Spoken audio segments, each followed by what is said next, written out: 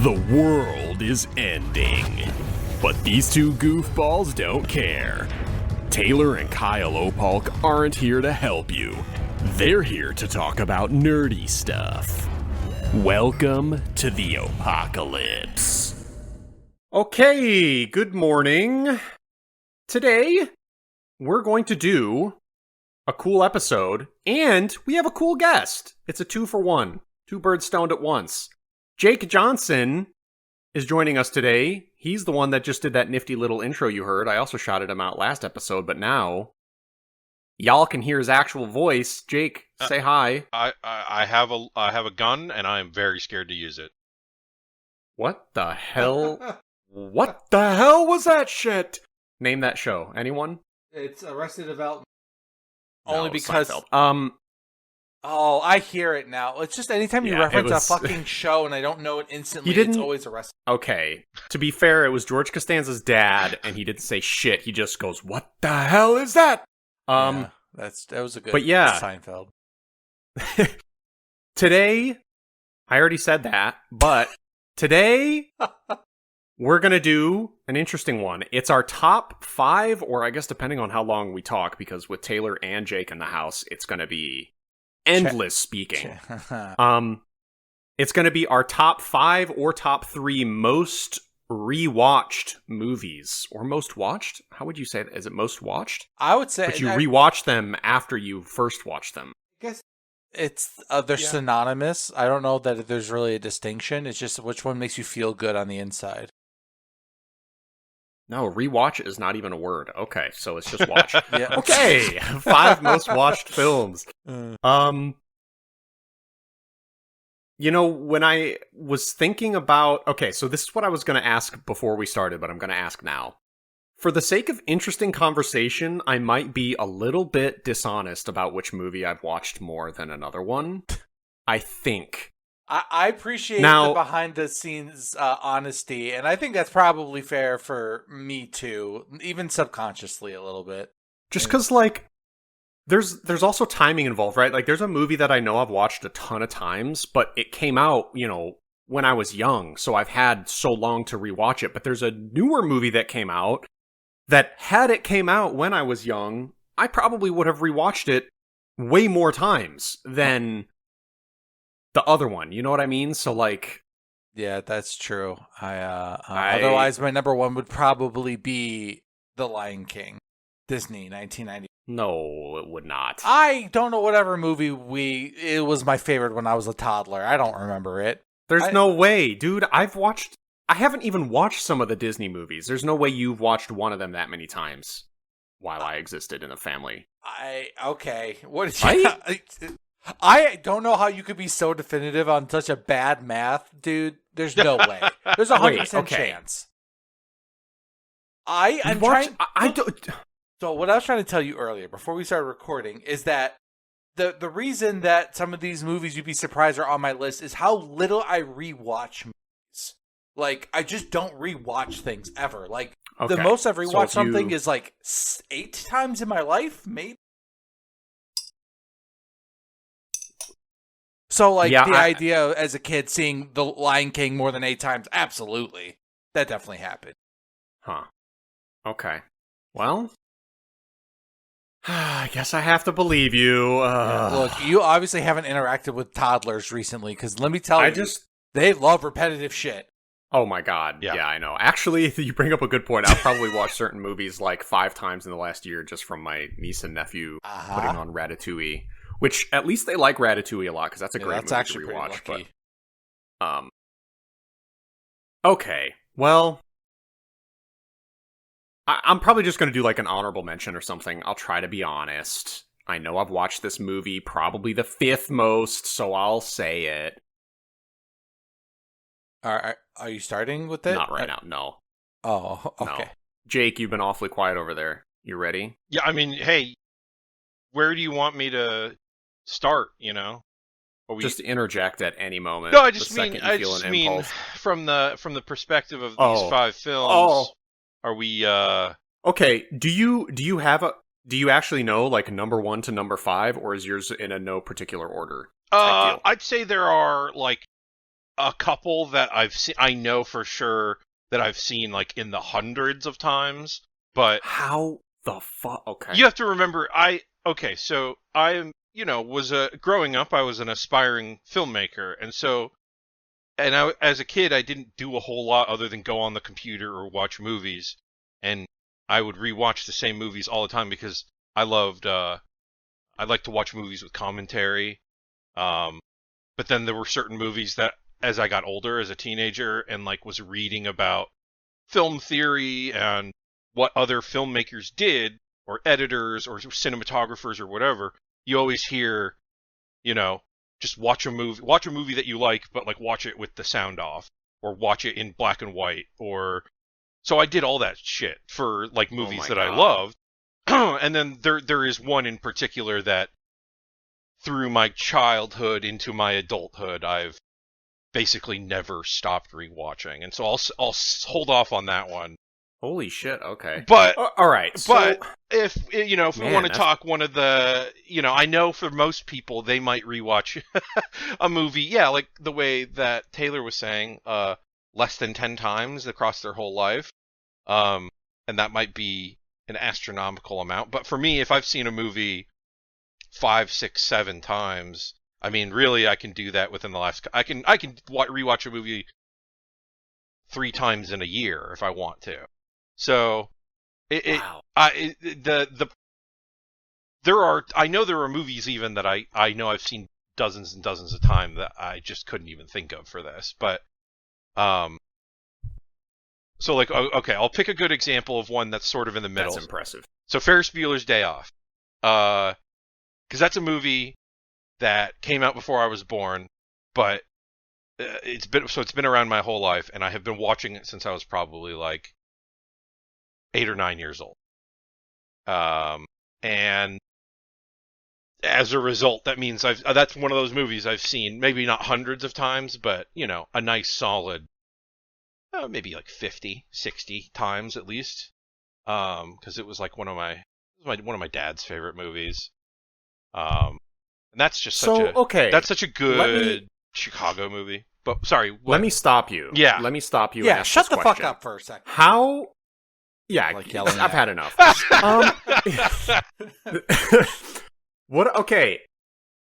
As somebody who obviously likes movies myself, and watches a lot of them, I have one of 2 thoughts. Actually, I have 3 thoughts, which is really actually kind of insane. First thought is, maybe I'm underestimating how many times I've seen a movie. Yeah. Second thought is, are you perhaps overestimating how many times you've seen movies? And the third thought is that I was hoping I would remember what the third thought was by the time I got there, and I cannot. I like the one where Kyle's incorrect. That one's the one I like. Yeah. Because I think my most watched movie is like maybe a dozen. Yeah, no, there's no way I've only, it's like, I think, so much of my movie watching history has gone unreported in my life, so I have no proof prior to 2012 when I started my Letterboxd. But there are, there was a time in my life though, especially when I was, before I was like legally an adult, where I had so much free time that I could just watch movies over and over again. So this is why I initially interrupted you. Yeah. To ask this question. What does it look like to have watched a movie 50, 100 times? Like, what does that mean? How? Because, even if I watch a movie, let's say I love a particular movie, I'll watch it twice in a year. Uh-huh. But then I'll go a decade without watching it again. When you say you've watched a movie 50 times or 100 times or more than that, does that mean you're literally watching it every single day or like once a week for years on end? Like how does that number get there? It can. Well, I mean, so for the ones where I say like I've probably seen, a movie 100 times, that's more like from when I was in high school. If you add up all the times I watched it in my childhood, all the times that I would literally just come home from school and throw that movie on, and maybe sometimes I'd watch it twice in a row. Wow. Like I'll watch it in different languages. I've watched every variation of this movie I possibly can, because I would, certain movies I would obsess over, and it looks, I don't know, it looks like a very annoying virgin who can recite the movie as it's happening. That's mostly what I would say it amounted to. Damn. It's like I would hyperfixate on these things, or it's just they were just the ones that were available, and so I enjoyed it enough where I was like, fuck it. And then, obviously nobody in my family was like, hey, maybe he's like our weird son who watches the same thing over and over again. He seems completely normal, actually. No spectrum here. Yeah, we definitely shouldn't speak to anybody about this. Totally normal behavior.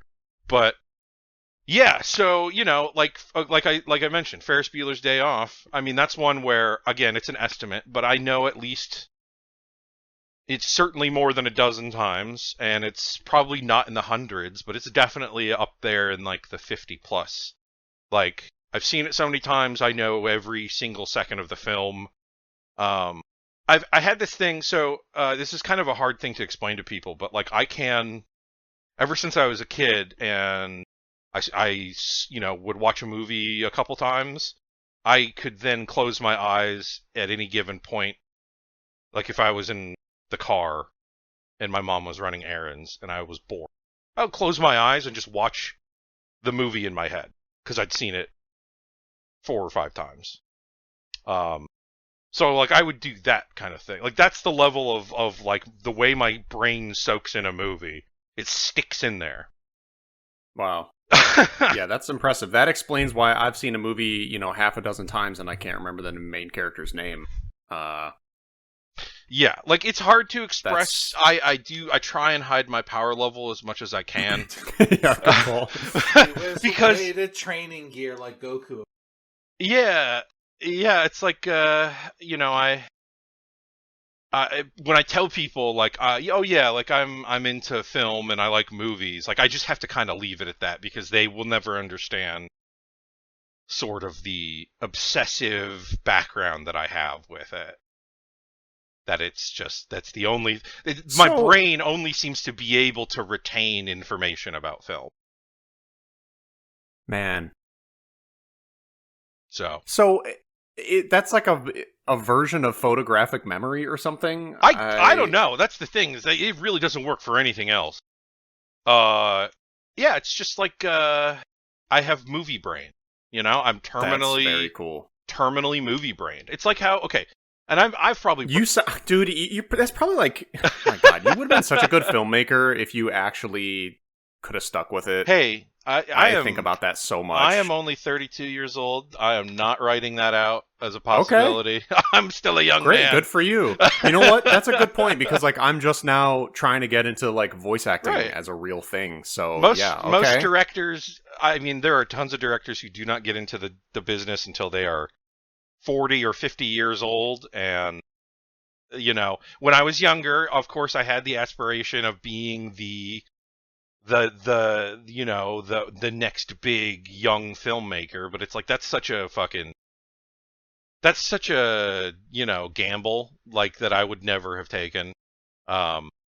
But like the way you talk about movies, your knowledge of them, your absorption powers of them, like that's the type of weird savant shit that would have made you the next new thing. And that's why I pivoted to kind of like mostly writing about movies. When I once I was in college, I did some like freelance film journal stuff, and like obviously I would call myself a Letterboxd turbo user, but I don't know. I have all those. I still have the aspiration, and I have the interest, obviously, and I think it would inform my work in a very fascinating way. But also, I'm just a regular working dad. I can't. Well, aren't we all? I'm still trying to find a way to find my niche and, you know, make a piece of film, like a short film that is really like my original voice. Like I'm still working on doing that. So, you know. Do you have like a hidden script you've been polishing for years? No. Not, well, I mean, no, if only because the things that I wrote a decade ago are a lot less interesting to me now. I feel like now in my 30s, the things that I want to make, like the things I want to make a film about are not necessarily totally different, but my perspective has changed, obviously, as I've gotten older, and the things that I care about have changed. And so, if I ever do revisit one of my many unfinished scripts, you know, they would end up, I think, being revised in potentially interesting ways. But, you know, I'm always I've always been the ideas guy. I always I'm a little too ADHD in that regard, where I'll have a lot of great ideas. I might get some of them down on paper, but it's crazy. I think that within our group of friends, because obviously I have extremely fond memories of filming stuff with you. Oh, yeah. But within our group of friends, we have like a stellar filmmaking crew. Mm-hmm. We have you directing an idea-ing. We have Andrew writing script and polishing story. We have me, the actor. Then we have David, who could do likely music, and now with his experience, he's done like lighting and production work, basically a ton of that. Yeah. And then Ryan could just fit on in anywhere. He's kind of jack of all trades.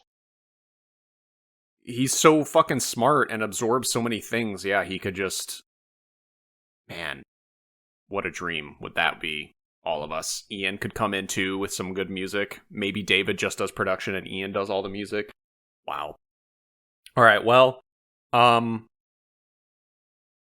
let's actually get to the podcast. Sorry about that little detour there. Yeah. Taylor, how do you feel? You guys sound like you have a beautiful friendship. I don't know. Okay. Okay, well, let's do the episode. Number 5, your 5th most watched movie. Taylor, go. Okay.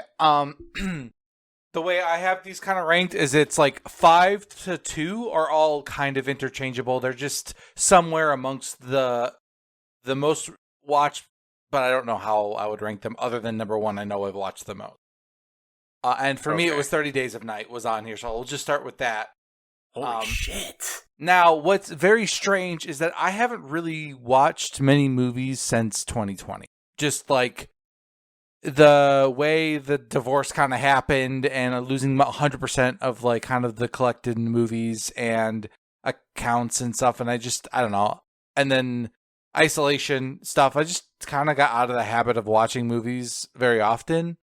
So I haven't like rewatched anything in a long ass time. But when I was in my early to mid 20s, this would to me be like something you put on like just as a second screen thing sometimes. When I was playing WoW as like one of my favorite movies, I just put it on the background when I'm playing. But I always what a find nice movie to have on the background. It's just such a violent, fast movie that doesn't like linger too long, and it's super. It's like I don't know it. So that's just why I watched it a bunch. Was just like it when it came out and like how cool it was like the perfect time when you're in your early 20s and you think you're the coolest motherfucker on the planet. And that's all that kind of matters. Let me tell you, it's still really fucking cool, and it only gets cooler as you get older because it's underappreciated. It's not even like a cult status movie. People just don't really know 30 Days of Night. They don't watch it. Maybe I'm speaking out of my ass, but like, I don't know many people who have seen it. I don't know many people who have seen it and actually like it and appreciate it. Me, Dean, and Ryan saw it in theaters together. Wow. And Dean was so scared he wanted to leave because the violence was so intense. Holy shit, I could see that. Yeah, it was.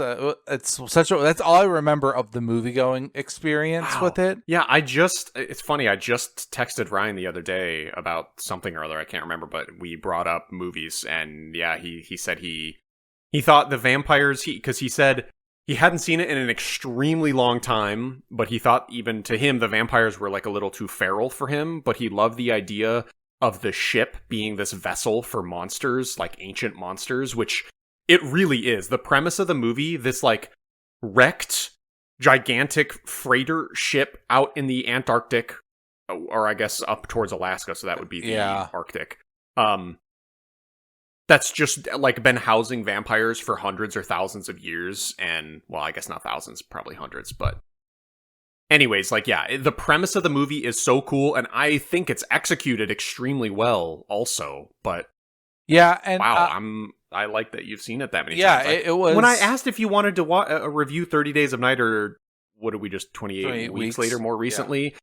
Yeah, I didn't know you had it's such a history with that movie. Absolutely. That's why I was so excited to rewatch it, because it was like, oh, here's an opportunity to watch one of my all-time favorites again and talk about it. It's been so long since I've seen it last, but I'm sure we'll still get to it, because I really do want to rewatch it. But the fact that I almost am looking for a way to physically buy it now instead of like renting it, because it's a movie that so when I first moved out on my own for the first time when I turned 30, there were 3 physical. I was 29. I was turning 30 was the year I moved in truly independently, like not with. I lived as a one person in a 1-bedroom apartment, like out of. Okay. Well, okay, yeah. There were 3 DVDs I went and bought at the secondhand, used store. One of them was 30 Days Technically, of Night. I've never done that, by the way. I've never lived on my own. I went from living with mom, then dated Lauren, and then Lauren moved in, and then we moved out. Yeah. Wow. So I've never been that's a good. Holy shit. Yeah, I can hold that above your head. I've never been a bachelor, so I'm just like, you don't count. I'm a fucking loser. Yeah, it's very true. But not just for that reason. There are plenty of other reasons. Okay, so 30 Days a Night is definitely one of my favorites. It's because I love a good action movie that isn't shooting. I find shooty action movies. I know that sounds like so like. The way to describe it is dumb.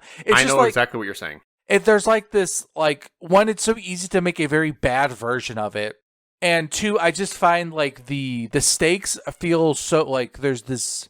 It makes me sound sadistic, but the allowing of the separation of the victim and the shooter like kind of removes a lot of the emotional elements that I like in action movies. Like it feels like the something could go wrong way more, like there's actual tension. I feel like in a lot more of these kind of less generic action-y movies, and that's what this kind of is, and it's just really fast, and it, like, I don't know, doesn't linger on anything to make it feel kind of gross. I just feel like it's the best fast food meal of all time. Like, I don't know how to explain, but like amongst all the fast food that's ever existed, it's everyone point to it and be like, fast food's gross except this place. Like, it's okay, so there, that's Five Guys. What you're describing? Yes, Five Guys. Yes, 100%. 30 Days of Night. That. 30 Days of Night is the Five Guys of cinema. I'm very happy to say that. That is so good. And I also remember when you rewatch it, that better be your review on Letterboxd. That's so fucking good. For sure. So I'll hold more of my thoughts because we will do a 30 Days a Night review for sure. Damn. It's on sale right now on Amazon, by the way. $5. Oh, $5 for the Blu-ray. Right, is there like a steel case version of it though? There's no way. That's sick. Special. That's what I was looking for. The movie never would have sold enough for them to like. That's what I'm saying. Exactly. It is the definition. I think it's basically the definition of a modern cult film. I think, but not in the trendy way. In the actual way that like there's no copies out there. Well, I mean, like, you could still buy copies, but this is the original Blu-ray release from, like, 2007, 2008, so... Oh, shit, really? Oh, never mind. Dang. Yeah. See, because most cult movies are referred to as having a cult status, but I can't find anything... I would call it... As in, on Wikipedia, it doesn't say it's a cult movie. Yeah, I don't know. I feel like, just anecdotally speaking, the way I see people... If I ever do see people talk about it online, right, it is with that, like, tone of, oh, this is like this sort of reverence. Yeah, it's like, oh, it's this kind of unrecognized, but there's a handful of us out here that we know the truth about. Thousands of us. Which is, yeah, no, I am inclined to agree with the both of you about 30 Days of Night. I think I've only seen it one time, but wow, the one time that I saw it, and that was I watched it for the first time I think last year. Oh, okay. Dang. And it's yeah, as like an adult, like if mind you, if I'd seen this when I was 17, this would be probably one of my favorite movies ever. Because it's like, what if we made a smart like a smart movie about vampires? Because that's all it is. I will say the protagonist like just reeks of like kind of I'm a loner and women don't get me. They get friend zoned kind of energy, but not in a negative way. He's like, because he's not a bad dude. But my point being is like a lot of lonely 17, 18-year-old boys would see themselves as the lead and being like, and he's kind of awesome in that movie all the way. And he like sacrifices. But here's the thing, like he wasn't a loner. He just recently got dumped by his wife. So he had a good relationship. That was something else too that I loved about. Okay, we're gonna talk for fucking 19 hours. Okay, let's skip. Let's hard stop. I want to hear other people's because we can. Yeah, we want to talk about this movie separately, so we'll do that. But that great movie to bring up. Okay, Jake, what's your number 5? Okay, I mentioned it previously, but Ferris Bueller's Day Off. Okay, classic, a Chicago movie. Like to me, it is the Chicago movie. Where it makes it took place in Chicago, no? Yeah. Okay. Okay. Well, how you say over Home Alone in terms of Chicago movies? Because that to me is the Chicago movie. To me, I mean, I understand. Home Alone 2 is New York, right? Home Alone also understandable as a Chicago. I mean, they're both John Hughes projects, right? Oh, no, I forget that John Hughes was Home Alone. I don't know why I forget that. Yeah, well, because he only wrote Home Alone. He didn't direct it, but he wrote and directed Ferris Bueller. Okay. But Ferris Bueller to me, even though, I didn't go to high school in the 80s and I didn't live in the Chicago suburbs in the 80s, it still hits that nostalgia factor for me. I think partially because, it was a movie I started watching when I was a kid. It's one of my dad's favorite movies. It is one of my dad's favorite movies. Actually, that seems to be kind of the common running theme for my list, is it's basically just movies my dad showed me when I was a kid, and then for the most part, and then watched over and over again. But yeah, Ferris Bueller's Day Off, because it started as like watching it as a kid, watching it with my family, and then I just kept watching it as a teenager. It's got it's funny, it's poignant, it's got a great script, it's full of weird references. It's very 80s, but like it still holds up. It's not like I don't know. It's dated, but it's not like the kind of dated that, like, I don't know, other movies like Revenge of the Nerds or whatever that are super dated because it's like, oh, isn't it funny how they do rape? Whereas that's so true. Yeah, whereas their punchline. Whereas Ferris Bueller's, I mean, I'm sure there's some things that are problematic from a modern perspective or whatever, but it makes it funnier because it's like, yes, I love Ed Rooney, the evil principal, who is also a vile pedophile in real life. Crazy, huh? It's also wild that the connection between Home Alone and Ferris Bueller's, I didn't realize even the structure of the movie is the same. It's like this evil guy hunting these younger, more vulnerable people. Yeah, I mean, and that's, if you actually look at a lot of John Hughes written stuff, that's a common through line. He wrote the fucking 1993 Dennis the Menace movie, which is also about a fucking evil hobo chasing a small child. Yeah, like it's I guess he just was tapped into something. But yeah, no, I mean, just Ferris Bueller is one of those movies where it's like the older I get, it evolves, but it remains nostalgic for me, and it's still just as funny, I think, as the first time I saw it. I'll admit I have maybe seen the movie like 2 total times in pieces. Wow. I think maybe once I've seen it all the way through, and then over the years it just being on randomly here or there, I've seen it again a total amount, but yeah, I don't really know a lot about it. I can see some of the iconic scenes in my head of them like trying to reverse the car and then it falls and gets launched out of the house, and like the scene where he's finally driving it and it's kind of, there's some good tracking shots of him like driving through the city or whatever, and oh yeah, that Chicago montage is fucking incredible as they first go into the city. Principal showing up at his house. Mm-hmm. I remember, but like I don't remember him.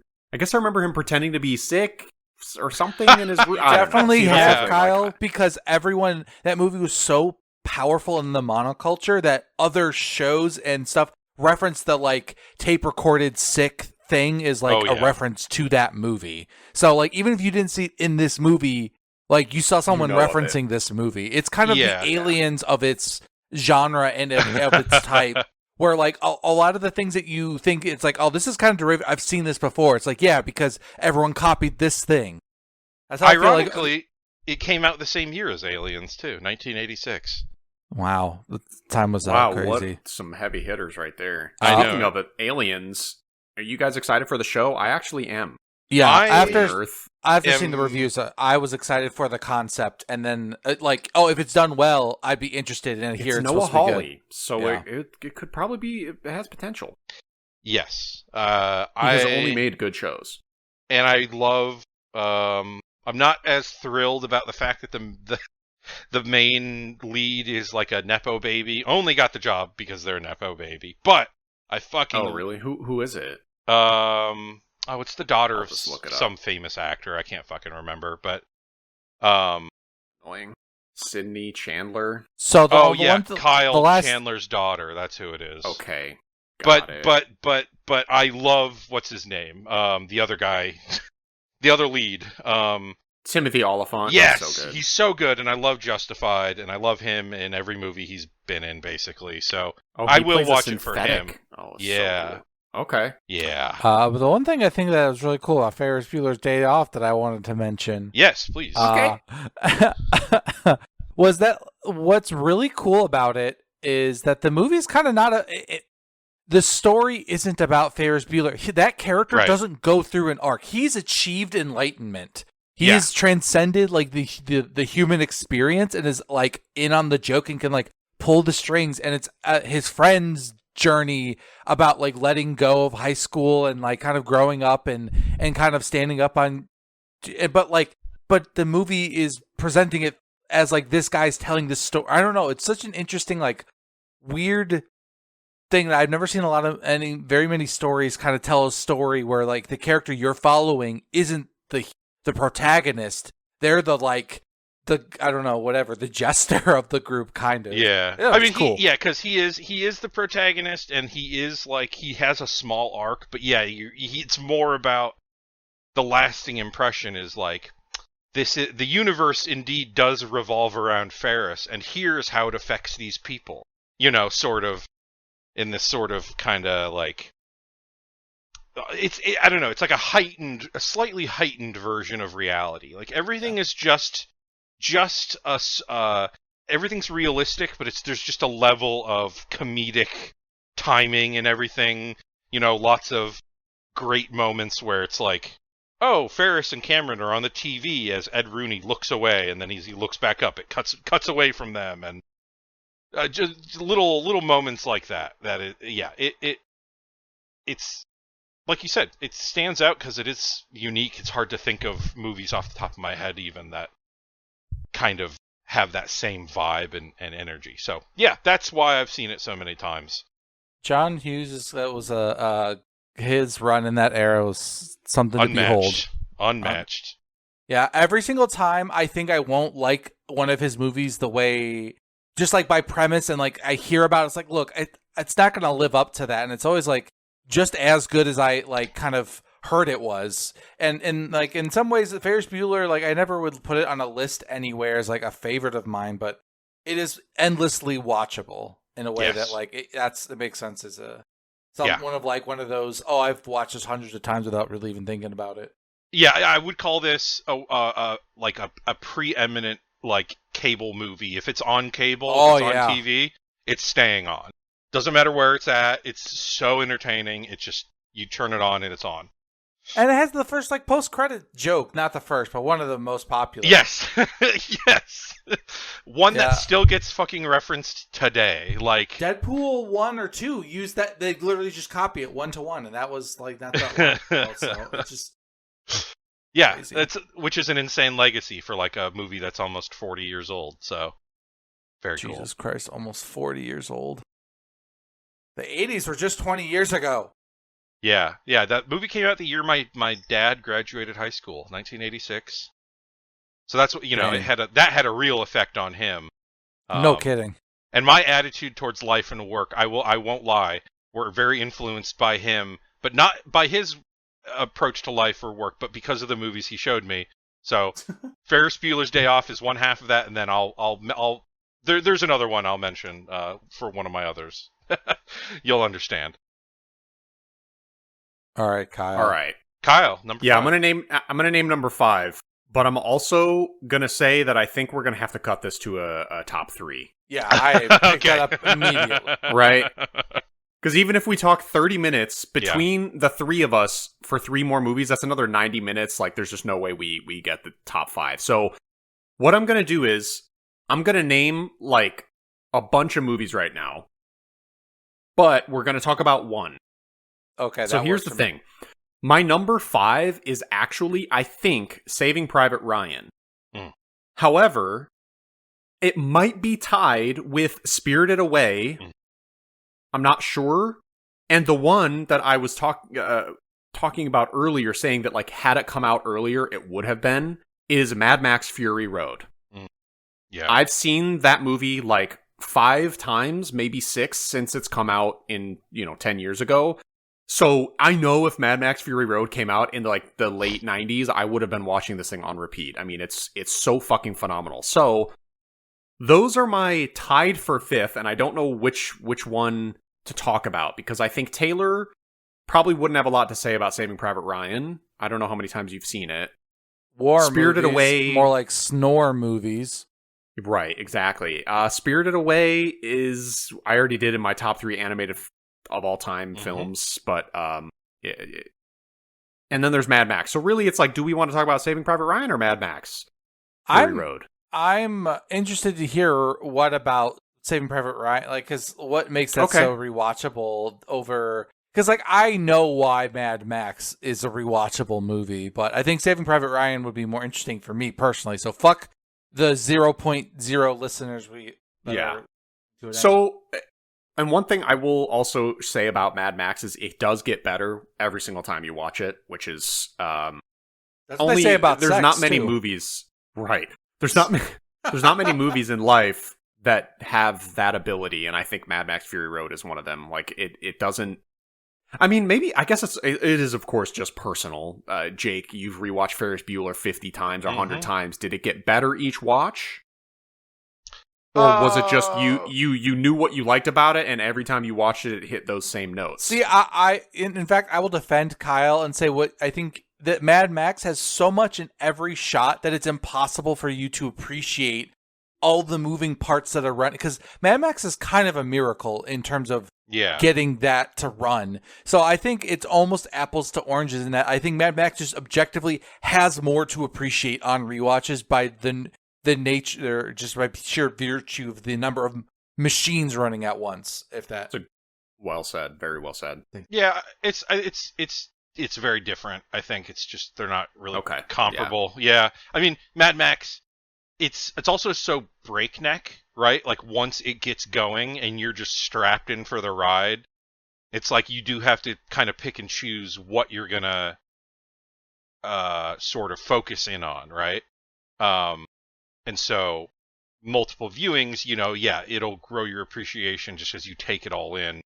With Ferris Bueller, the thing, it's like the difference is like, because I was a kid when I was watching that, my appreciation of it grows over time and across rewatches just in a different way, because it's like I understand jokes now that I didn't understand when I was 10 and things like that.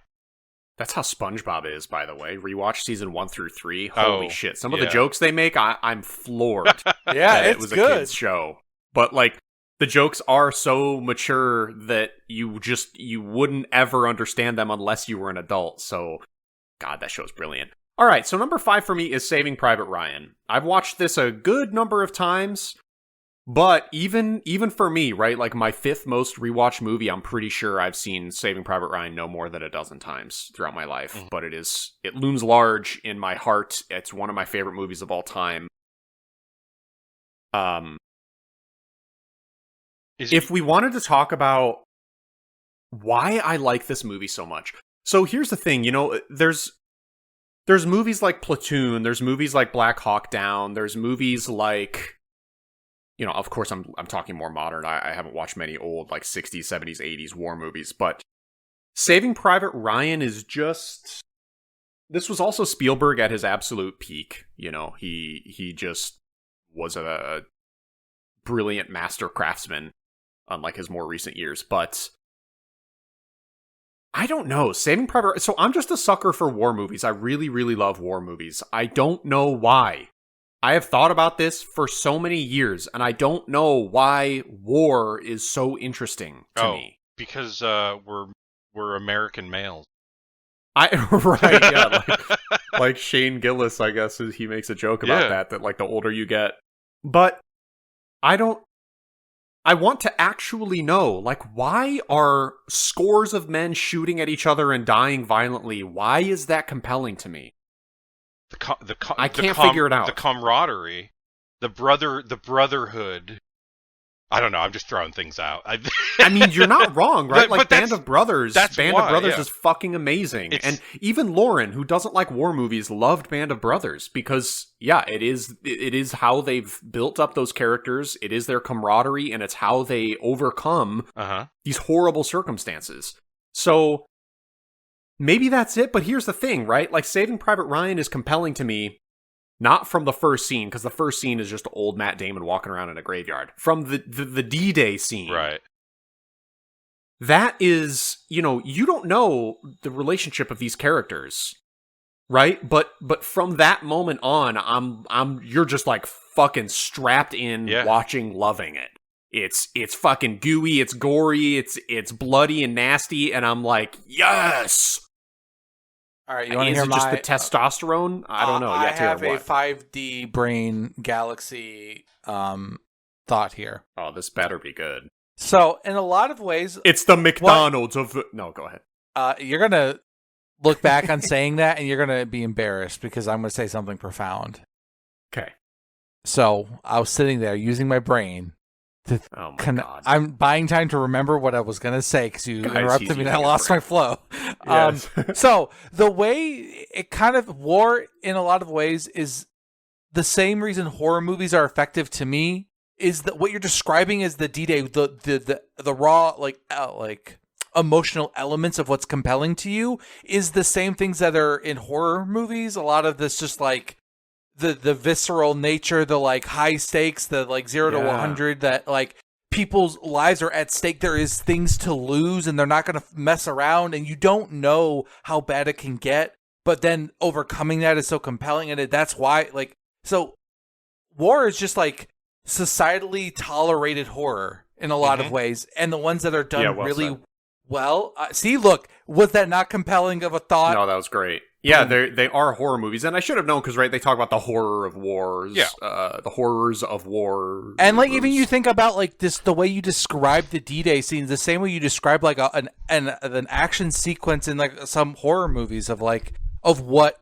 you were viewing and stuff, and like that's why it's so easy to care about these characters who care about others, and that's why those bonds I think are so kind of moving, and you get compelled is because you want these people to survive and make it through. And ironically, it's very funny when I bring up Expedition 33, but they basically have like a D-Day sequence really early in the movie, almost in the exact same way, where they set up all these characters that you care about and then set up this really horrific, intense D-Day sequence, and that like same kind of feelings that you're describing. I think that is just like really powerful across mediums. Yeah. All right. Well, Taylor, who doesn't even like the movie, just summed it up.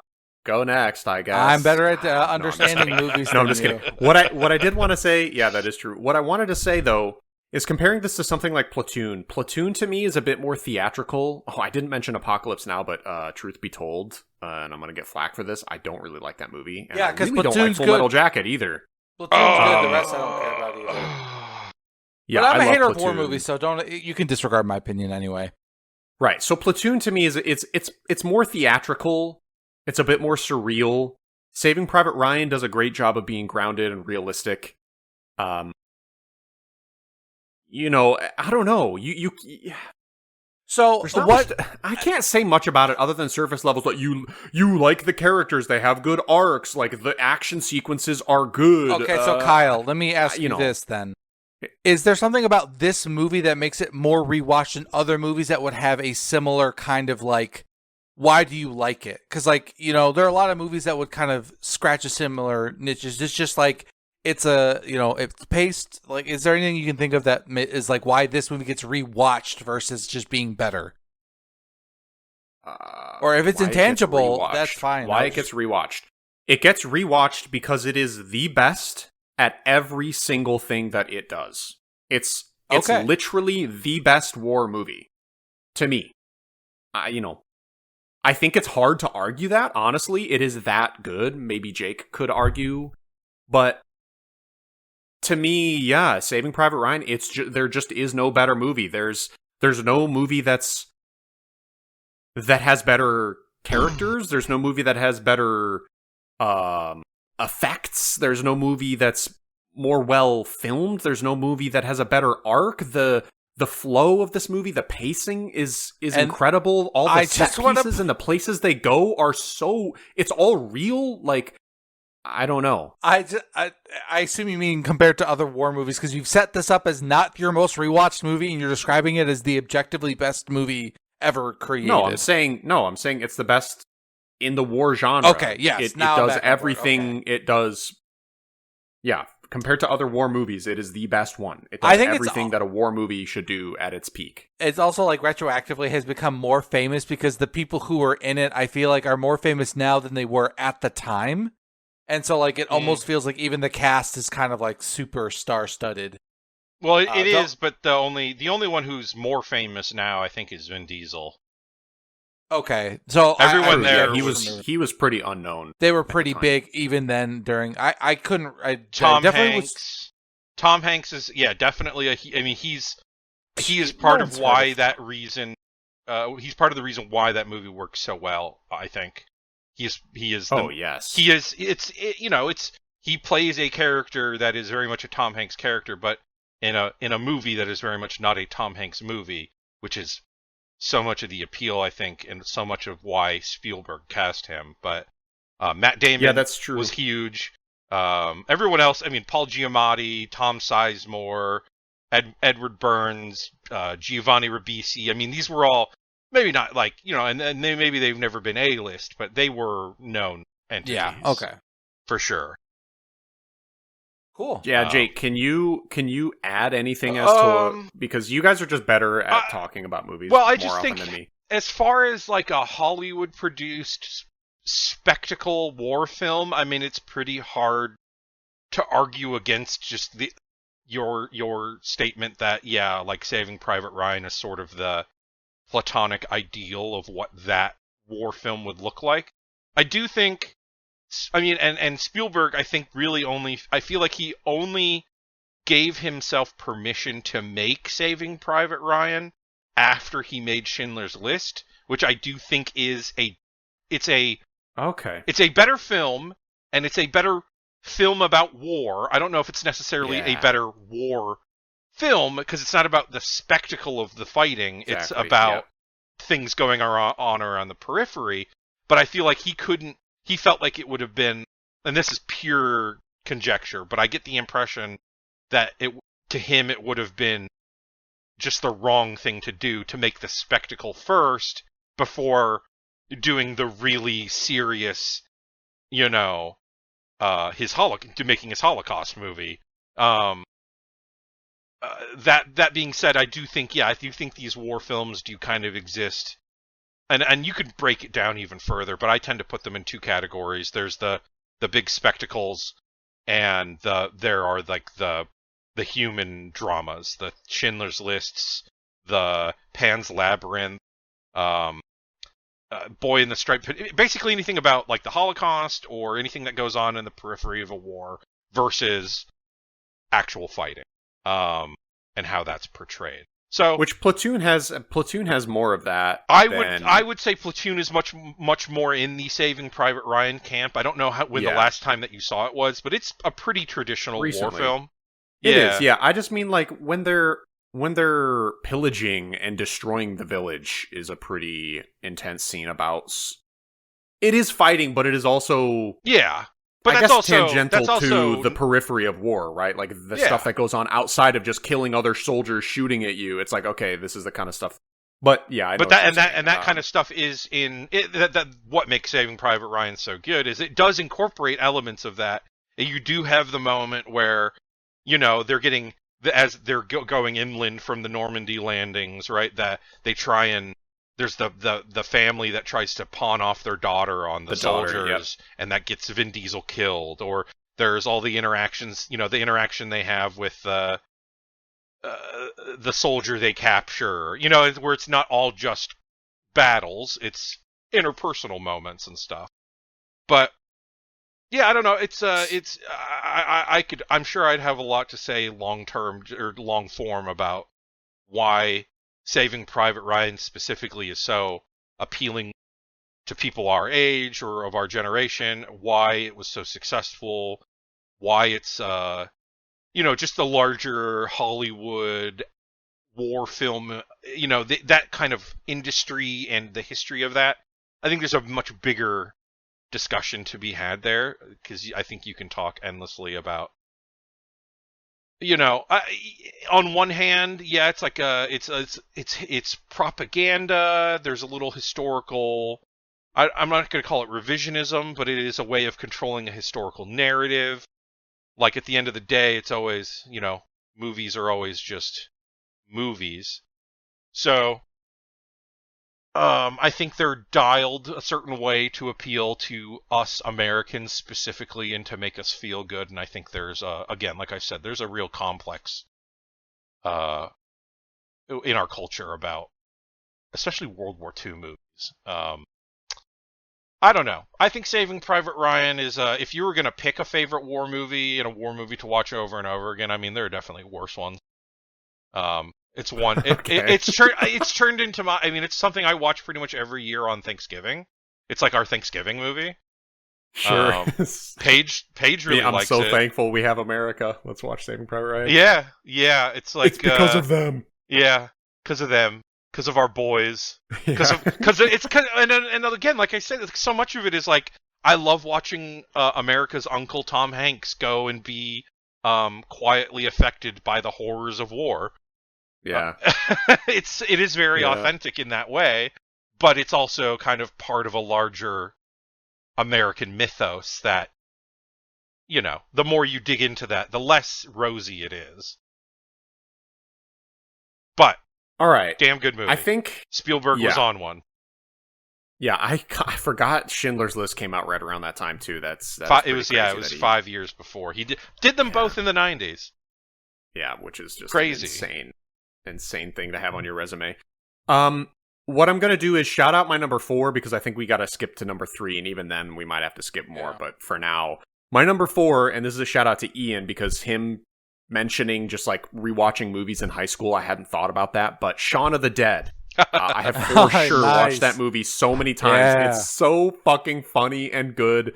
Just so iconic.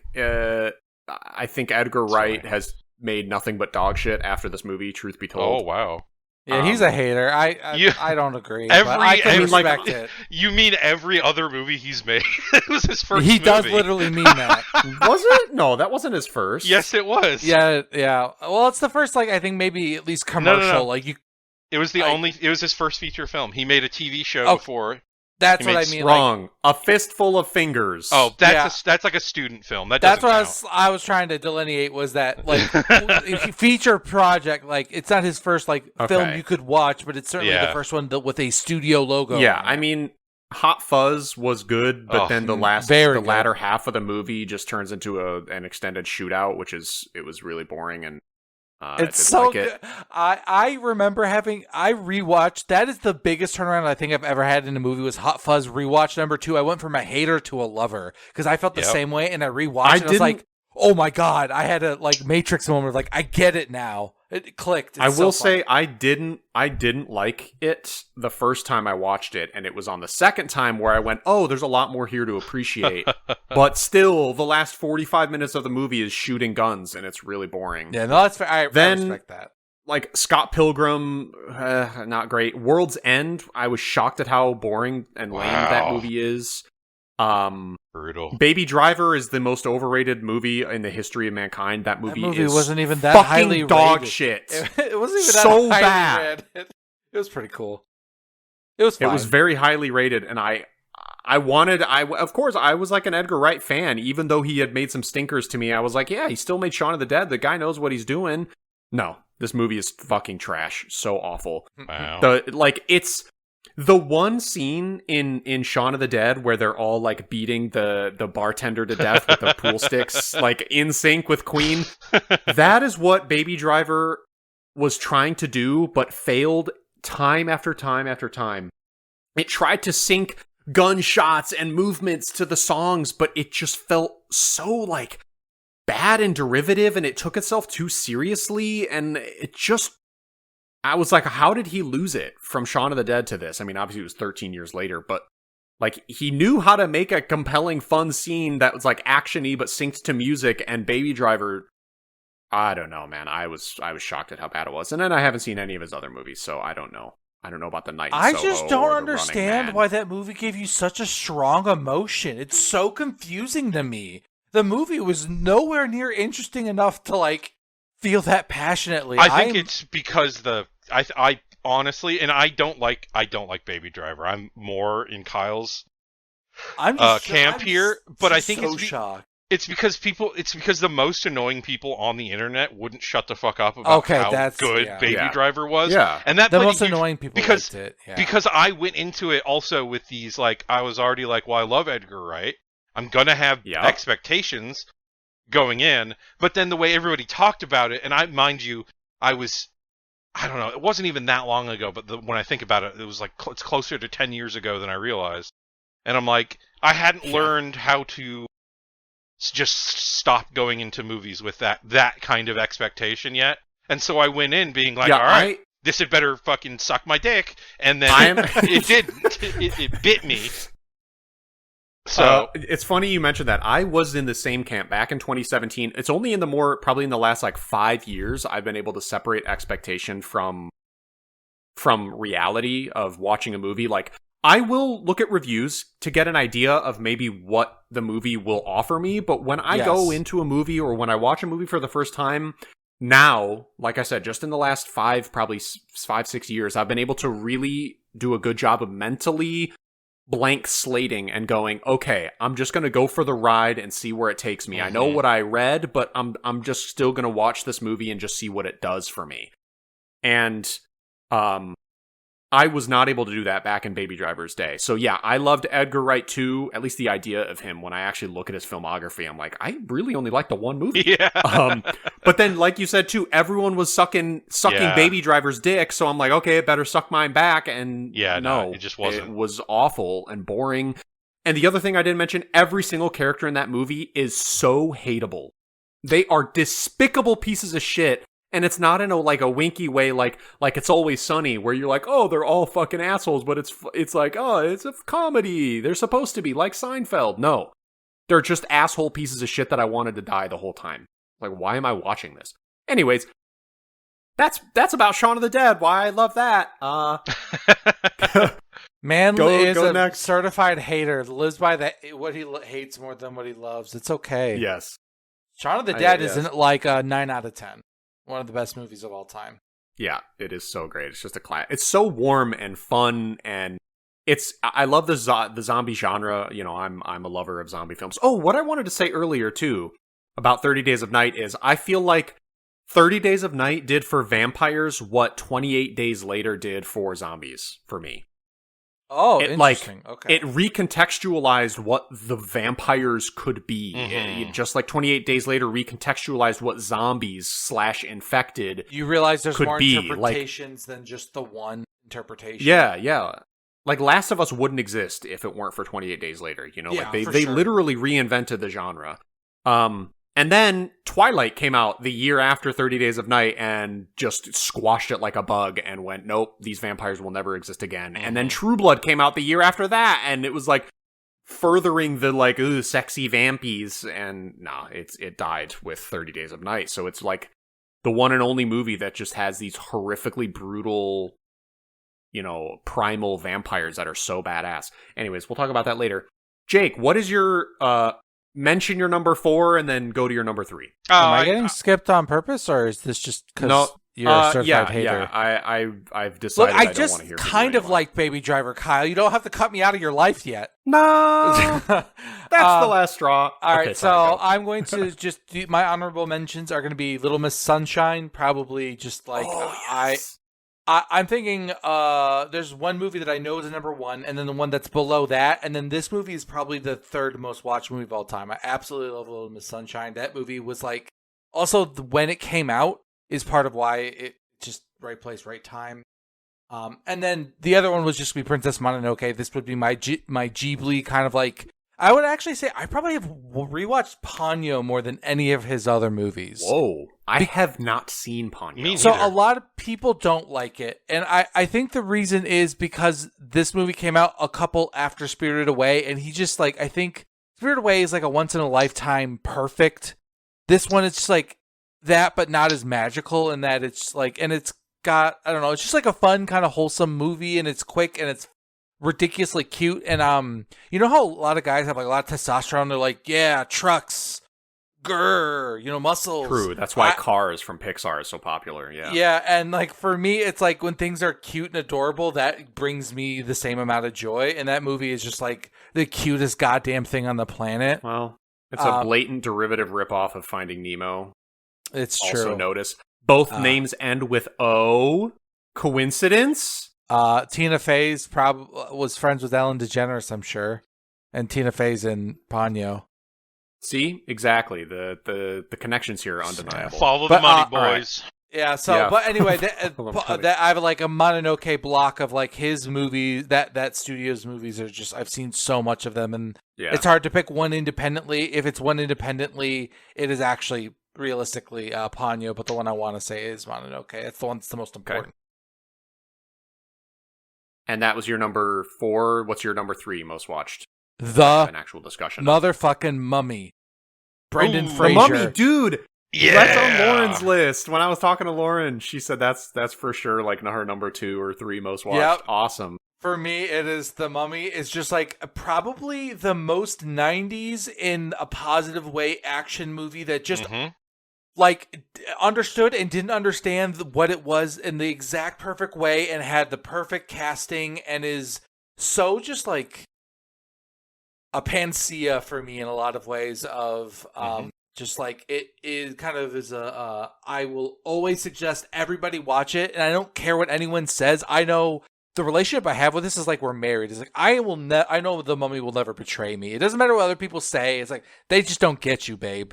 The Mummy and I just get each other.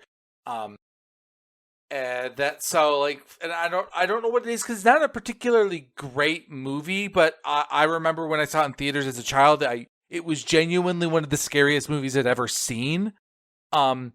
It's creepy, man. It's kind of like my gateway into, I don't know if it's my gateway. I don't know what it is into horror or whatever it is, but The Mummy to me is just like, if it weren't for it's kind of weird what the other ones are, but yeah, it's The Mummy. So yeah. All right. Fuck, marry, kill. Brendan Fraser, Rachel Weisz, Emotep. All of them. Go.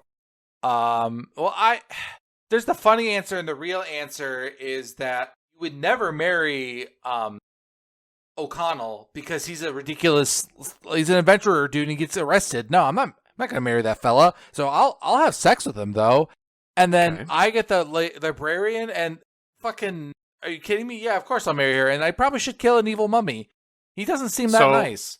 So I didn't mention the twist here. Oh, shit. And that you also should have known better. Imhotep is not killable, so you try to kill him, and then you end up getting killed. So you just lost the game really hard. The correct answer is you marry Imhotep for the power and the money. You fuck Rachel Weisz because, it's Rachel Weisz. And then you kill Brendan Fraser because, sorry, dude, your time has come. You're an adventurer. Wow. You have a short lifespan. I just don't know if I could do a life. I answered it correctly. Right. I just fuck all of them. Yeah, I can't. Okay. That's a good way to do it, too. The Mummy is one of those. That's one of those few handful of movies that turned me gay when I was a child. That's how that works. So yeah, I'm pretty sure that's where the gay. It's not the frogs in the water. It's kind of gay stuff. It was the Mummy, 1990. Yeah, when Jake is asked why he's gay, he knows definitively the Mummy. It was the Mummy and a few other movies where it was like. Oh, and I think that movie also created, I think, the best weasel character of all time in Benji. God, that guy, that actor is too good. Kevin J. O'Connor, the man. That particular character to me is kind of what is like, what about that movie is so great is like that performance is like the reason is the exact level of camp that like you can just buy in on and have fun instead of laughing at the movie. It's kind of just like, I don't know. They just accidentally nailed the right tone, and not accidentally. That was all on purpose. I'll believe that too. But I'm also glad that it's like very Indiana Jones-esque. Like I think they knew what they were doing. Oh yeah, I mean it's probably the most popular. I'd say it's the most successful riff on Indiana Jones of our time. Yeah, I do love. It's. Go ahead, Kai. I've been talking this whole time. I was just gonna say I do think it's tragic that Brendan Fraser didn't massively explode in popularity afterwards because he is so good at acting. He's so charismatic and lovable. Well, he did. And obviously, not really. He's only had his big come up more recently in the last few years. No. But what you're forgetting is he blew up in the 90s. And then he did life. And then he did and then he did The Mummy after he was already a big name. Cuz his career started in the early 90s. And then his career was still going into the early 2000s, but once you hit right around the time of The Mummy 3, 2006, 7, 8, that's when you're getting into him having the life-altering injuries and getting sexually assaulted. And then his comeback then comes 15 and his years divorce later. I know he had a problem. It was a big divorce, and he has a son who's extremely disabled that requires a bunch of work. So, but yeah, no, I mean his huge blow up happened just before The Mummy, and then he sort of over the course of a decade after The Mummy, sort of quietly, suddenly, in 10 years later, he's doing. That's what I mean. I guess, yeah. He's doing a fucking Furry Vengeance and Journey to the Center of the Earth 3D. And but yeah, no, I mean it's he had that 2000s era slump, and like you remember him as the star of The Mummy, and then he, in my mind, basically disappeared, and then he came back more recently in more kind of gritty, grounded, dramatic roles. Yeah. And that's been the arc. Anyways, shout out to Blast from the Past. I'm really hoping that they don't try and do a Mummy Legacy sequel with him now. And I don't think they would, but they would do they're doing Legacy sequels to everything. So I'm honestly shocked they haven't tried to get him to do it's because they sort of tried to do that with the third one where it's his son's an adult now. But it was really bad. And what I want to mention here is that the super sexy mummy Imhotep assistant or whatever she was. Oh yeah, yes. From if you pause the movie as a kid, you realize she's wearing a thong and has no bra on. And you can kind of see through her clothes, but it was the 90s, so they could get away with that. That in a shocking revelation as an adult, is Marta from Arrested Development. Yeah, Marta 2, the second Marta. Yeah, Marta 2, the like much more homely, not really like conventionally attractive one. I was shocked. Sorry, my jaw was dropped because I rewatched The Mummy. I did not know this. I did not know this. Holy shit. yeah, because obviously I watch Arrested Development every day of my life, but yeah, I rewatched The Mummy more recently and did a double take on her. I was like, oh my fucking god, that's Rita? Are you kidding me? That's or Marta, not Rita. Sorry, Marta. Her name is Patricia Velasquez. Oh, I was going to say Patricia Hernandez. Yeah, Velasquez. That's it. Oh, you're close. So yeah, just a fun little factoid for you guys there. Maybe make some people Google some stuff. All right, Jake, what's your mention of 4 and talk about 3? Yeah, so I'll just mention 4 being it's kind of, some of these are a twofer, just a split between like 4, I'll just say Star Wars, the original Star Wars. Yep. Kind of tied with Return of the Jedi. It's hard to know which one I've watched more times, but those were but not 5. Interesting.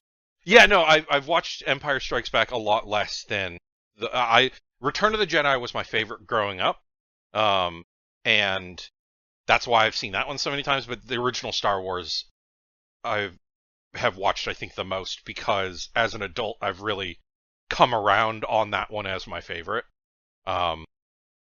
Where when I was a kid, I used to think it was a little more boring. The pacing is pretty bad for what you think it is. But I know in the last decade I've watched it, 7 times. So alone, and that's not counting all the times I saw it as a kid wearing out the VHS tape. So yeah, Star Wars. I mean, it's hard to avoid that when you're 32 years old in the United States. Yeah, he's right. English. He's right. I almost put episode 4 as on my list too, Jake. Yeah. I just didn't know if it was accurate or not, but yeah, I remember our not pre George Lucas-fied extended edition director's cuts or whatever in the gold VHS. Yeah, I still have my original VHS set, so that's what I watch it on if I ever want to rewatch it. And then number 3 is another twofer, but it's only because I basically watch them one after the other every time that I watch them now. And that's Casino Royale and Quantum of Solace. Oh, wait. What? You watch Quantum of Solace right after on purpose? Quantum of Solace is my favorite James Bond movie of all time.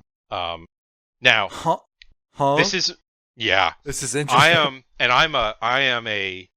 If there's one thing I'm more autistic about within movies, it's James Bond, unfortunately. And I love Casino Royale, obviously, and the fact that it carries directly into Quantum of Solace just means I will always watch them back to back, because Quantum of Solace is a tight, 80-minute movie. Oh, wow. And they complement each other so goddamn well. And, but yeah, I'll say, number 3 is Quantum of Solace. I mean, I've watched it fucking twice in the last year alone, I'm pretty sure. I just bought the 4K, so that's why. I will die on this hill, at least for now, until I decide that something else is the next most underrated and most best James Bond movie. But I will fight to the death over that. Yeah, I don't think I've watched Quantum of Solace, so I can't, or maybe I watched it once when it came out, but I don't remember any of it at all. Casino Royale I have watched more recently, and yeah, that is just such a good kick-ass Bond movie. So classic, so good. Yeah, it's just Casino Royale especially, just such a well-constructed, and it's long, and there's a ton of, it's got incredible action, but it's so full of genuine character and emotional moments. I watched a video on YouTube about this very exact thing, and Casino Royale kind of is Bond's only character arc, so it kind of makes sense that would be the one that's kind of why it's objectively the best, and it's kind of a standalone, if they never made another movie after it almost would make sense. It kind of, and so the rest of them are just for the people who just so what if he just then was the action hero? What do you got? You guys cool with that? Okay. Yeah. How do you feel about that? It's various degrees of success, depending on who you ask. Okay, so I was going to obviously use this conversation to lead into asking you about Skyfall. But I wanted to say, too, that Quantum of Solace was also one of the first action-heavy movies to popularize parkour and more fluid, action-y moments rather than just driving a car or and maybe I'm speaking out of my ass, but I'm pretty sure that I remember reading or seeing something about how that movie really changed the dynamic of action in movies. Am I wrong? A little bit, but I can speak to it. You're not entirely wrong. So okay.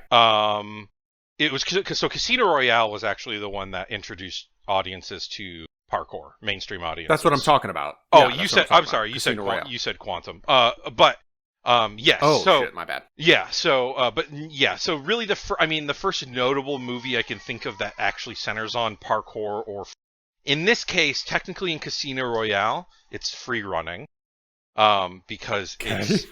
And I hate that I know this. I'm so sorry. I know, because they're probably not. They're not doing parkour. Look, I'm doing an unnecessary backflip stuff. They're just being creative and moving forward. There is it's efficient. There is a distinction between parkour and free running, because they started. Let's hear it. They were started by two French guys who were friends, but they split.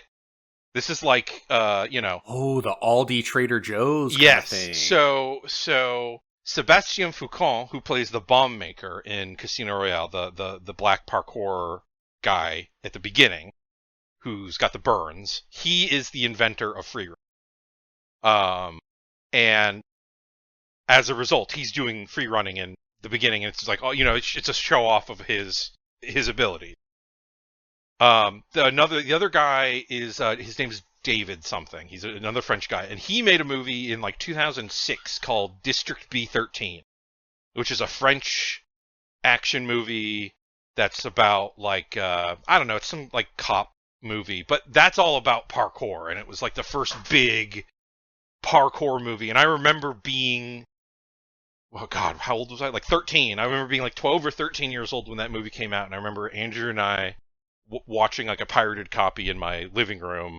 On the computer, and because parkour was the hottest new thing, it was the coolest thing in 2006. So yeah, that's why I know all this stupid bullshit. So yeah, there was one guy who started parkour. He made District B13, but there's a split between these two groups. So okay, that's the history. What is the difference between the two? One of them is it's so stupid because it's really nothing other than, I think the idea is, and I'm gonna get it wrong. I'm gonna mix it up. But one of them is about purely getting from point A to point B in the most efficient way possible, and then that's free running. And then the other one is the same thing but doing tricks and making it look cool. And I think that's parkour. And I don't know which one's which anymore. I probably did back when I was there was proof on my old YouTube channel that I used to have this kind of brain, because I used to make I have videos from high school set to French rap where I was filming my friends doing free running parkour shit. I had a real moment with this stuff back in the day. Clearly. Okay. But that's how it gets into Casino Royale. And that's now I don't know, is that changing movie action forever? I don't know, because I can't really. The thing is it was supposed to be, it was introduced in that sequence as a contrast to how James Bond is just a human bulldozer. Yeah, he's a brute. Yeah, he just smashes through everything. And so it never really comes up ever again, which is in James Bond. And then I'm trying to think, and I'm I'm sure we probably saw. Oh, there was Die Hard 4, Live Free or Die Hard. There was, I think, one of the bad guys in that does parkour, and then I think on the whole, I would say that kind of fell out of popularity around the mid 2010s, because then the John Wick thing started, and I think that's kind of where action is now. It's the highly choreographed. Didn't the Captain Americas do parkour stuff, free running stuff? Oh, you know what? Some Marvel movies. I bet it's in the I just rewatched this one this year. Winter Soldier, which I hate, but it opens with him. The opening sequence of him on the ship, he's doing a bunch of like stupid parkour bullshit. Yeah, with George St. Pierre helping them choreograph the action. Yeah, which sucks because that movie has great action, but they cut it to pieces. Yeah. Sorry. I wanted to ask you though. I know we're talking about kind of Casino Royale and Quantum of Solace as your most rewatched, but I wanted to ask you why more recently you've grown to dislike Skyfall, where I had the opposite. I didn't really like it at first, and then I rewatched it recently and thought, wow, that's actually like a very solid Bond movie. It's cool. He has an arc in it. It's a different character arc than the normal Bond arcs or non-arcs we're used to. You know, he's this kind of forced into retirement and wants to come back, and he's having to grapple with, you know, is he still Bond or is he not? Sure. Can he do it? So why don't you like this movie, Skyfall, as much anymore? Not even as much. I didn't like it from the get-go, though you're right, I have gotten more sour on it over time and been more open about my disdain for it. And that's because, so I don't love that.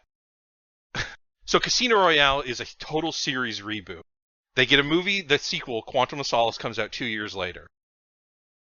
And he's at the end of that, right? They've resolved the arc from Casino Royale, and he's still a new agent. Like he just completed his first real big assignment. Oh my god! Does Skyfall come next? Yeah, and then Skyfall's the third film. Oh my god! I know what you're talking. That and so, sucks if you're a Bond fan? Yeah, and so what happens is you go, and then there's 4 years of a break because MGM went bankrupt and Sony had to buy. It was a whole thing. So they couldn't make a Bond movie. So 4 years go by and they decide, all right, fuck it. We're going to reinvent it again. They're essentially soft rebooting their reboot. And so now, because you have to remember in Casino Royale and Quantum of Solace, they stripped out. They didn't have Q. They stripped out so many of the gadgets. They didn't have all these staples and hallmarks of the series intentionally. They bring back Skyfall and they're like, fuck it, we're going all in, we're bringing it all back. It's all cool again. It's all about nostalgia. And you know, it's sorry, can I didn't want to interrupt, but I wanted to add or ask about this because I literally just watched something about like someone who's watched these movies more intimately. So the impression that I had gotten was that Skyfall, like, so Quantum of Solace and Casino Royale, as you state, are kind of like one movie, if you will. Like, they're back to back. Mm-hmm. And what happens is then all of the other Bond movies happen, and then Skyfall is the movie that starts after that. And, like, that's I've the heard idea. I've heard this as a theory, which it doesn't work, but, like, you know. Yeah, without them basically retconning some of the other things. What are you talking about? The implication is that in the 4-year break between Quantum of Solace and Skyfall, that James Bond then continues to go on all of his other adventures that we've seen in the previous canon of the films. Wait, and then in the previous canon, so like Pierce Brosnan, So 1962 alternate timeline versions of Bond doing all of that shit. To 2002, all of those movies, all those different Bonds, that now take all of those events, years. They happen in those 4 years, and now Skyfall, which had they been intentionally trying to tell that story or set it up that way, maybe that could have worked. But it's just annoying to me when these big series just go into things without planning, which we see time and time again.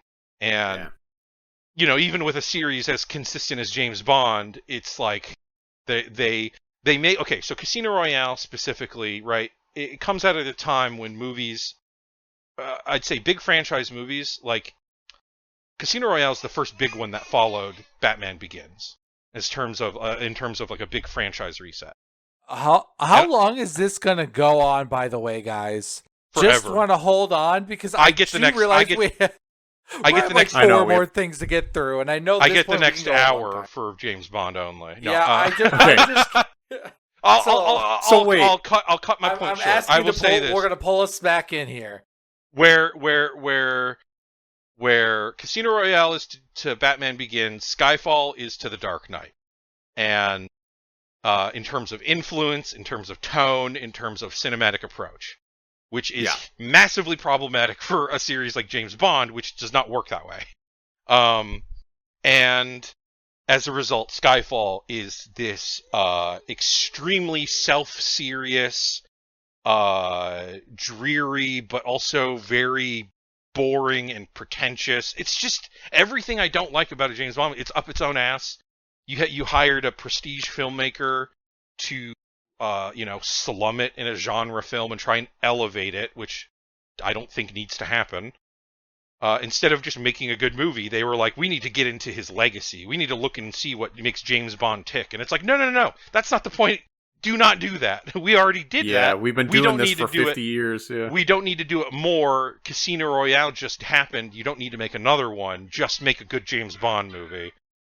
So, I see. Okay. And that's why. As somebody who is not entrenched in the James Bond universe at all, yeah, I see where somebody who is a fan, that would be bothersome to you, but to me, like, in my head, Casino Royale happens, and I love that movie, and then, 5 years later, Skyfall happens, and as somebody who didn't keep up with it, there could have been 3 other Daniel Craig Bond movies in there. I don't actually know. I didn't pay attention to timelines or years. I just went like, oh yeah, this came out way after Casino Royale, and you can see the difference in filmmaking style. You can see the age in Daniel Craig, because it was legitimately 5 years later for him, 6 years, and when you're in your mid-30s, like, 6 years is pretty huge in terms of what happens to your physicality. So it felt, as a total non-Bond fan, it felt very realistic to me. I was like, yeah, he looks quite a bit older. I get it.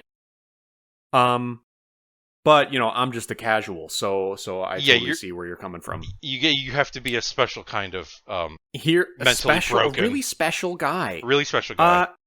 Here's what I'm going to do, right? Okay, so I'm just moving us ahead to my number 3. You just named your number 3s, right, as your third most watched movies? Mm-hmm. I'm going to propose something here. Do we make this a 2-parter and save our, like, number 1s for another time, or even our number 2s and number 1s, or do we just want to, like, skip to number 1 right now and wrap it up?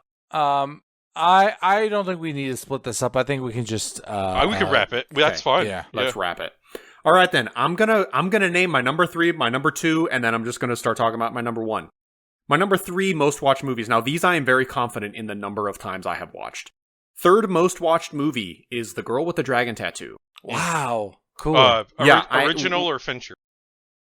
David Fincher's The Girl with the Dragon Tattoo. Come on, of course it's Fincher.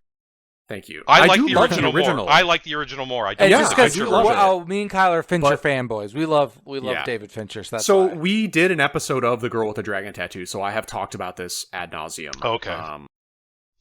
If you want to know my thoughts, Jake, tune into a previous The Apocalypse and then you can hear mine episode too. where we talk about. I actually need to listen to that one. Yes. I haven't. Now that I think about it. Something, as I say in that episode, this is my favorite Christmas movie.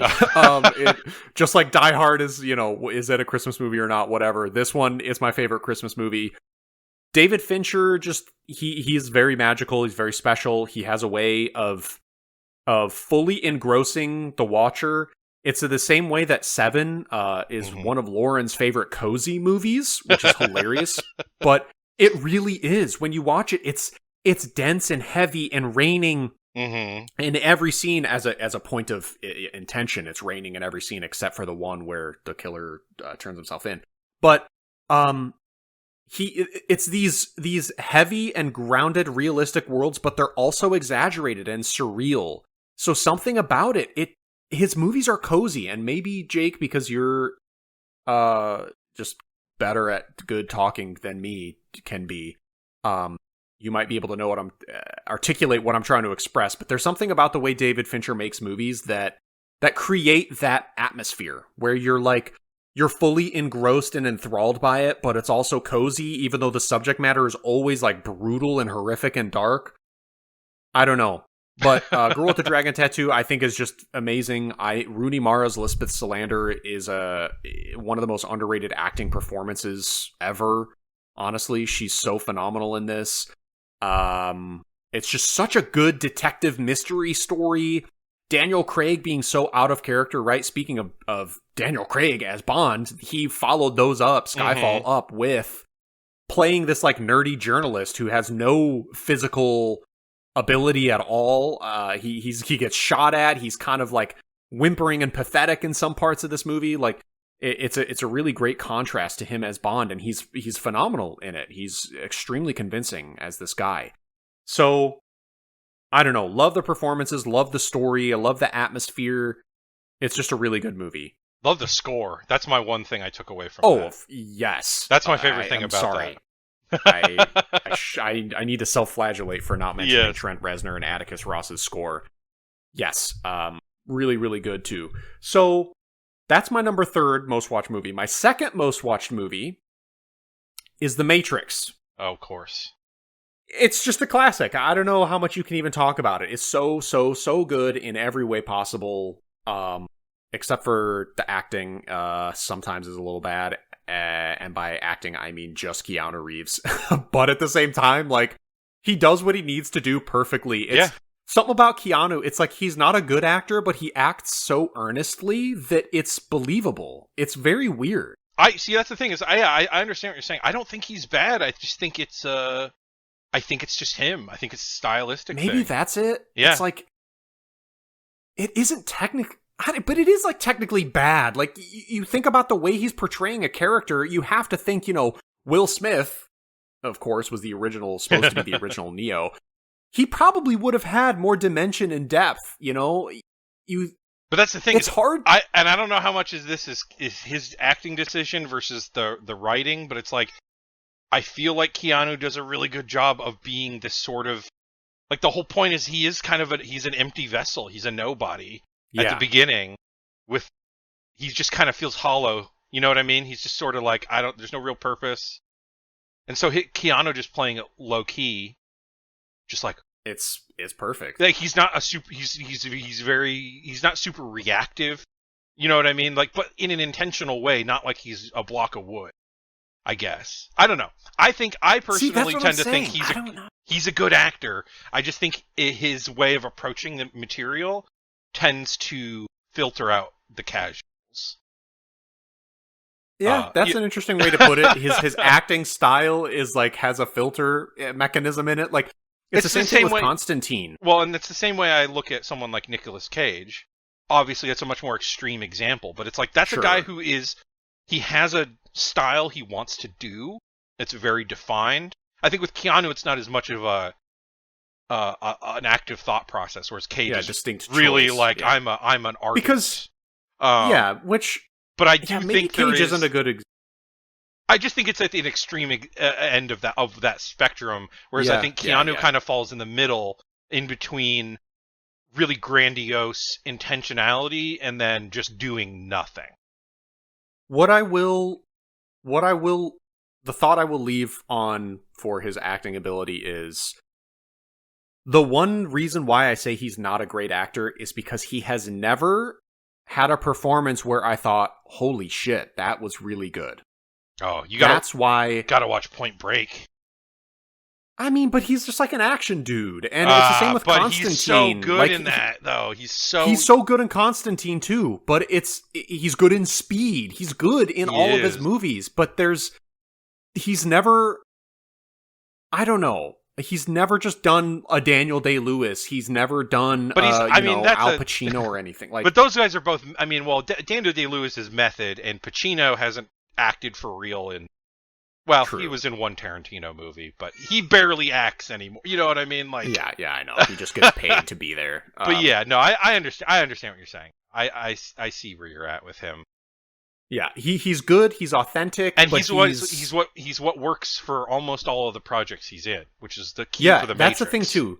He is perfectly cast, despite his whether he has ability or not. We'll leave that. Whether he's good or not, he is perfectly cast in all of his roles. And The Matrix is one of them, and it is his definitive role. And the movie, obviously, that you want to talk about changing the action genre forever. I mean, The Matrix did, for changing sure. Movies forever. Yes, it literally, movies, we will never get a Matrix ever again. It did something for movies that no other movie has done, which is crazy. It's just so good. the love story is a little hammy and not great, and it's kind of why Lauren doesn't really like The Matrix, and she's been more receptive to rewatching it with a new kind of light as of late, and so I want to try to get her to watch it in a way of like, yes, it's a dumb guy action movie, but it also does things that are very special, and I'm hoping I can get her to see it, because she's often, well, maybe not. Anyways, The Matrix is my number 2 most watched. So I'm going to skip now to my number 1. My number 1 most rewatched of all time is the Lord of the Rings trilogy. Oh, didn't even think about those. Oh my god. Yep, I have rewatched those, and I always watch them in order. I watch 1, then 2, then 3. Well, yeah, so Kyle, there's no other way to do it. I want to interrupt and say this is my number 2, so we don't even have to skip my number 2. Mine was just going to be nice.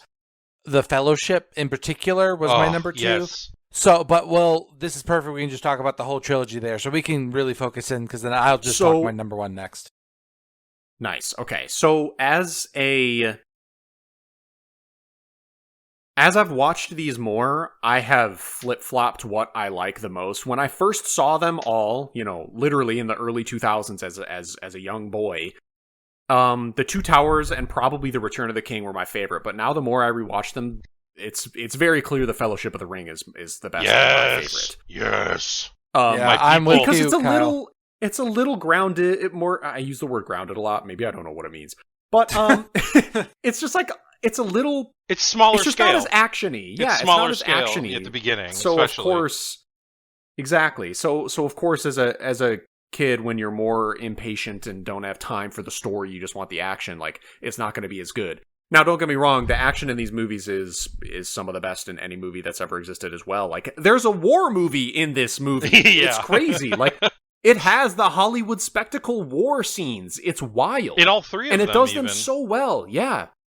Wow. Well, not number 1. No, 1 has. Not it's Fellowship. got the war scenes in the beginning, and it's got battle stuff in there throughout. Yeah, okay, the one ends, the flashbacks. And also, yeah, sure. Kyle, I guess maybe it's not a war; it's more of a battle. Okay, but I was gonna say the ending of.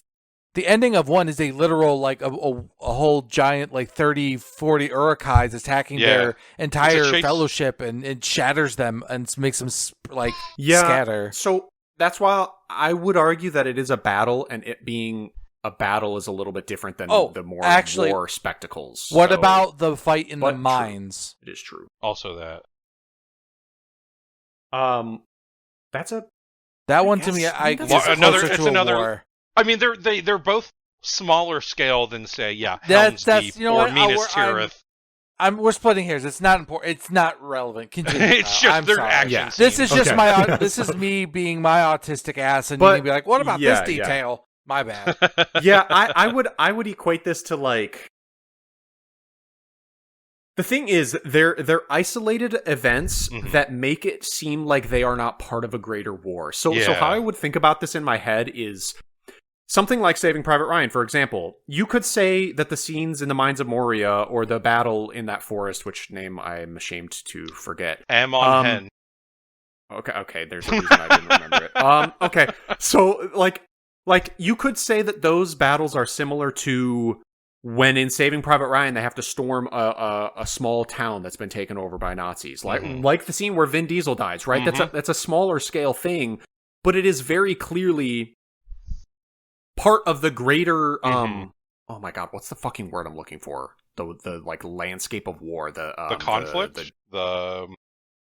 there's another word like that. But anyways, like they have to go through these sort of checkpoints and do these battles. They got to go here and do this thing so then they can go there and get this bigger thing.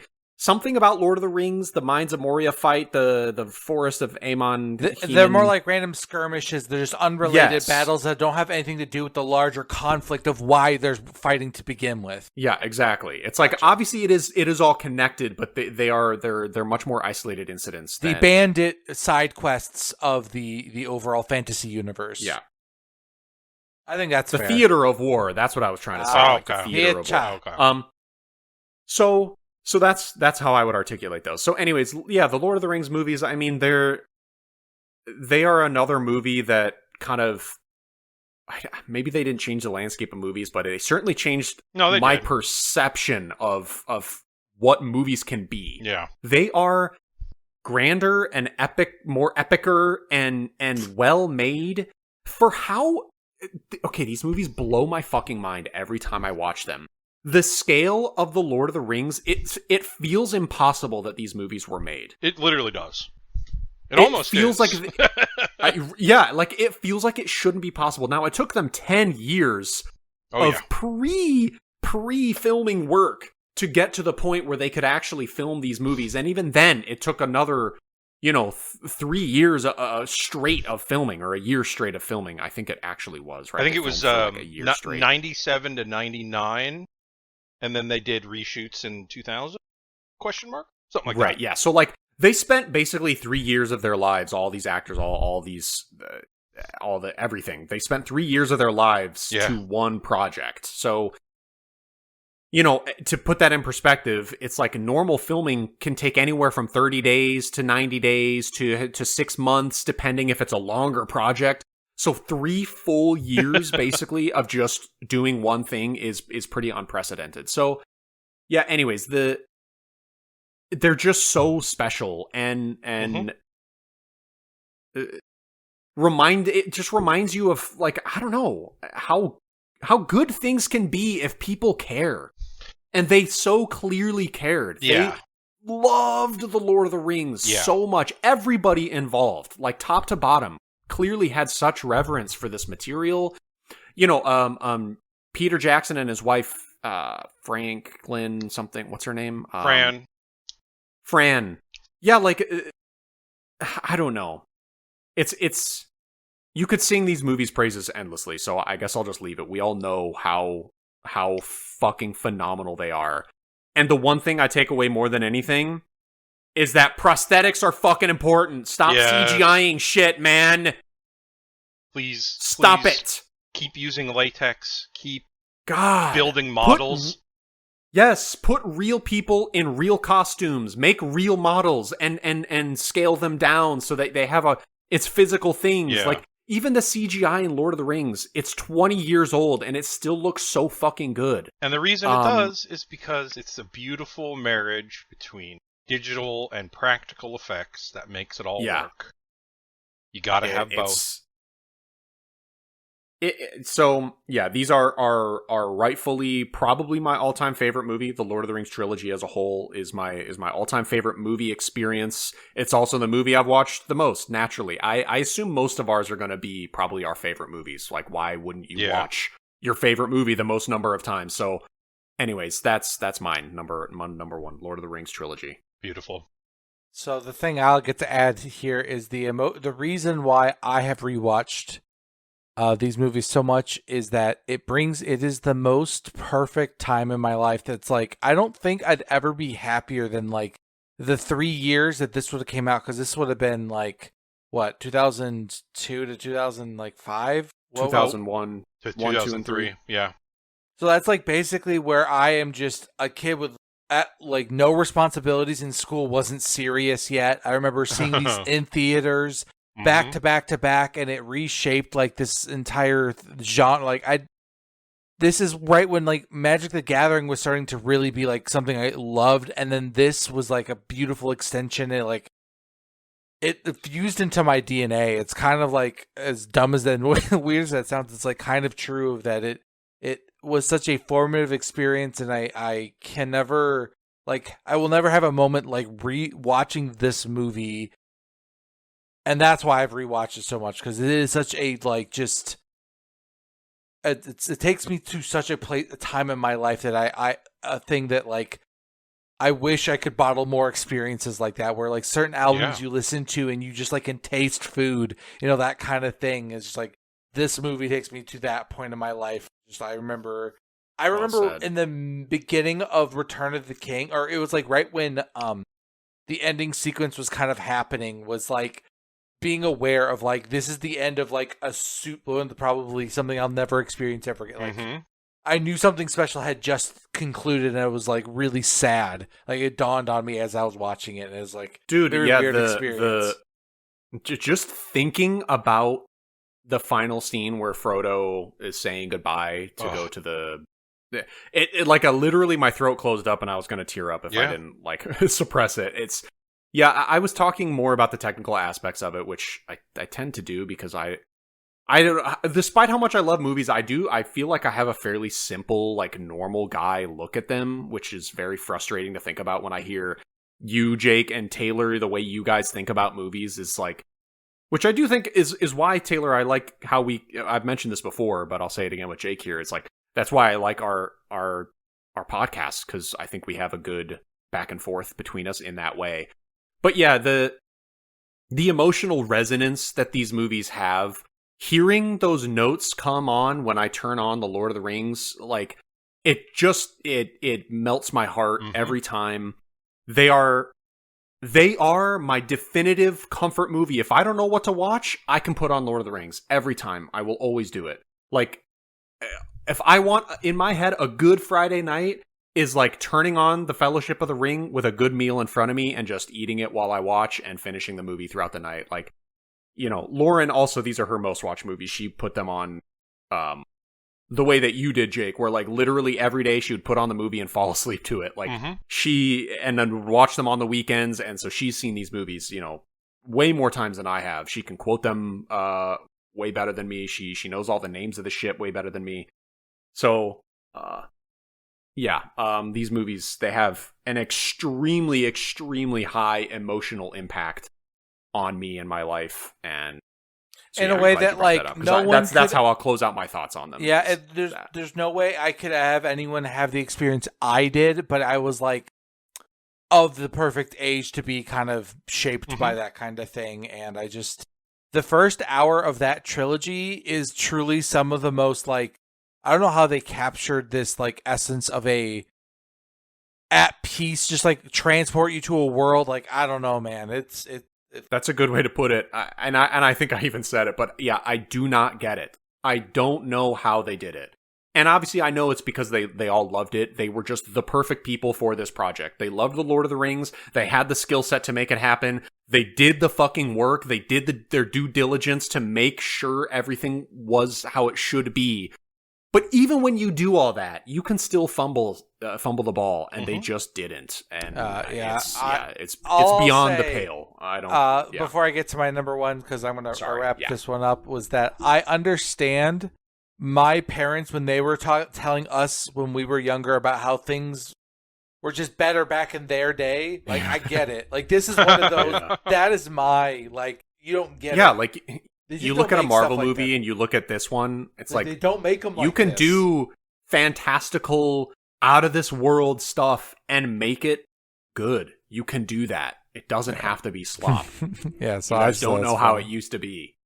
Speaking of how things used to be, my number one, without a doubt, the greatest horror movie of all time is The Thing. This to me is like the most important film of all time. Yeah. It is. I cannot believe. Okay, sorry. I'll let you go first before I. But what I'll say is that it is the movie that also traumatized me the most as a child. So it's a very like. I'm so glad that was the first thing I was gonna say. Is how is this your most watched movie? When I know we were traumatized to fuck by it because Dad had us watch it when we were like fucking 6 years old. So insane. I know, right? And it's the movie haunted me for years before I was old enough and mature enough to be like, okay, I'm gonna watch this now as an adult, how I should be, and not a fucking pant-pissing little 6-year-old who's gonna have nightmares about it. Like, okay, wow. I'm so glad you said that. Yeah, we watched that way too early, and it horrified me. Part of the reason it's so special to me was kind of, it's the movie that made me come to like terms with my fear of movies and like the horror genre, and like that experience is kind of like, now that I'm not actually as like terrorized, but that like level of like disgust, that kind of like weird, I don't know how to describe it without it sounding psychotic, but like why I like the horror genre is because this movie to me is like the perfect movie of all time, in that if you the same way that I couldn't talk about horror movies. It's like and you equated them perfectly. It is the same thing. There's something about it that's so compelling and it pulls at you and But this movie in particular, I think what is so amazing about it is also, as Kyle can attest to, is my love for Lovecraftian horror, cosmic horror, I guess as they call it. This is more or less just a adaptation of those types of stories. This alien from another world that why is it here? Doesn't matter. It's been here the whole time. And what does it want?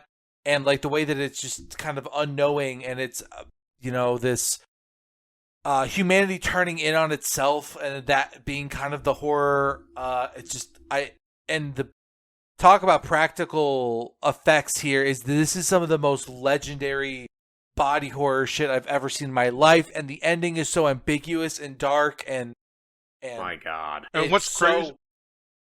Sorry, what's crazy about the effects especially, which are unbelievable, but the fact that they were also being done by like a 20-year-old apprentice, literally, if you look up Rob Bottin, the guy who did them, I think he was literally like 20 years old. I think, doing some of his first effects work.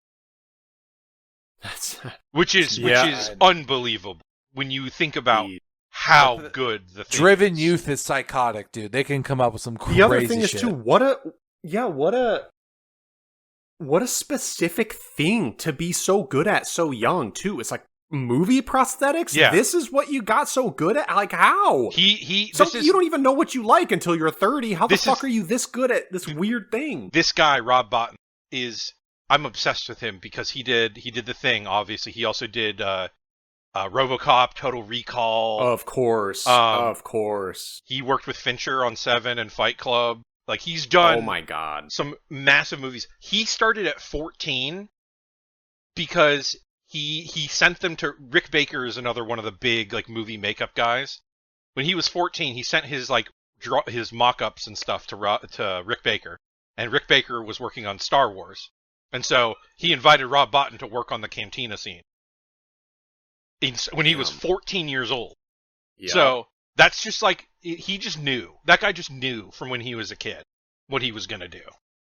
And that reminds me of Neil Blomkamp too, who was a professional like 3D animator at the age of 16 because he was just so good, and that's why District 9 looks as good as it does still. And it came out in 2009, or did it come out in 2011? No, that was 2009, I'm pretty sure. Okay, but anyways, The Thing, Rob Bottin, just that.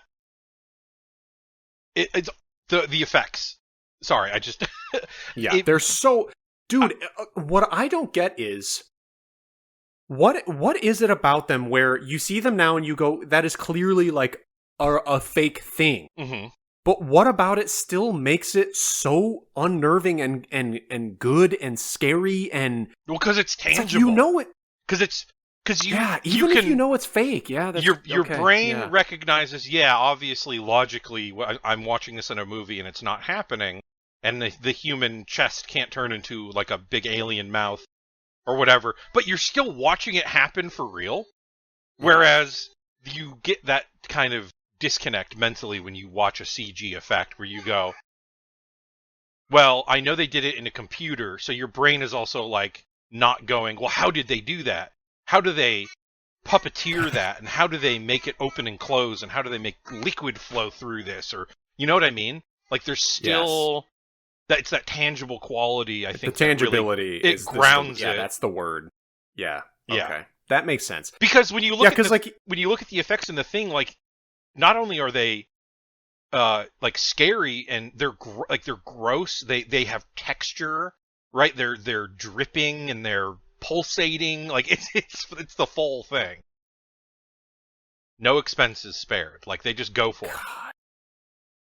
Man, that's okay. So Taylor, how have you watched this so many times? So this, in a lot of ways, to me, is such an important movie to me because, like, as you kind of know, horror, like, I don't know why, but like that's kind of all I like to. That is my favorite stuff to engage with. Is any kind like that's when I go to a movie, I almost only see horror movies, like, and.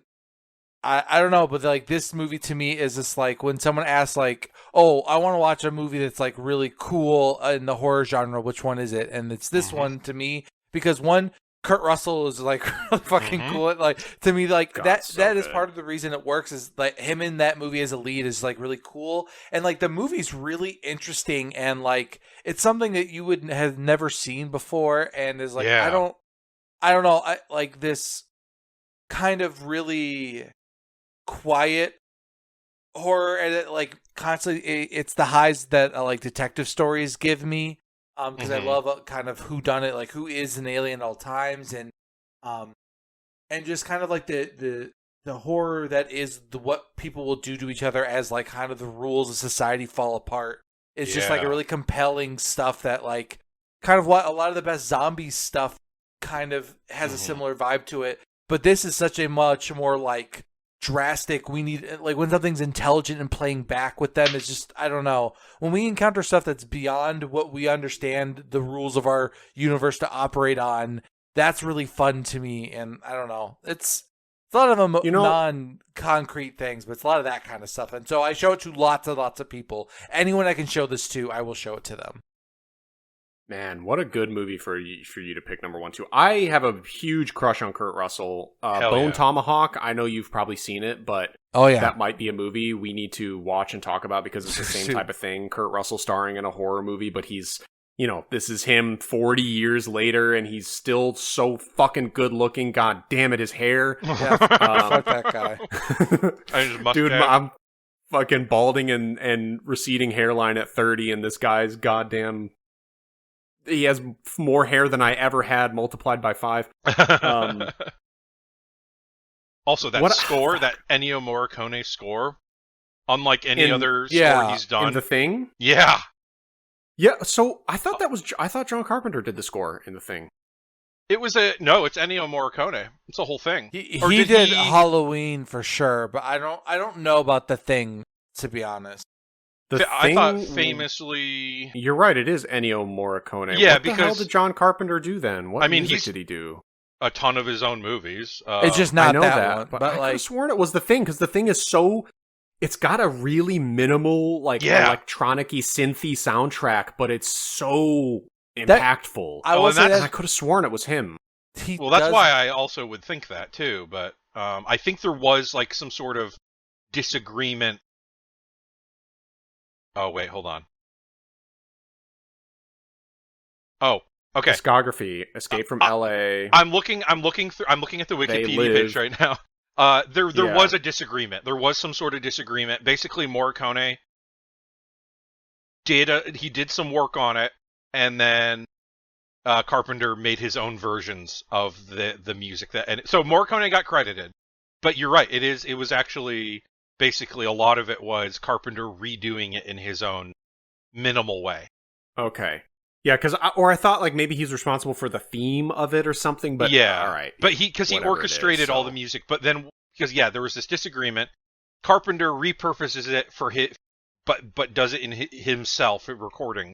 And then I only know this because then Quentin Tarantino used the original Ennio Morricone score for The Thing for The Hateful Eight when that came out, because it's a very similar setting. The weird, snowed in, frozen winter with setting. With Kurt Russell looking like he does in Bone Tomahawk.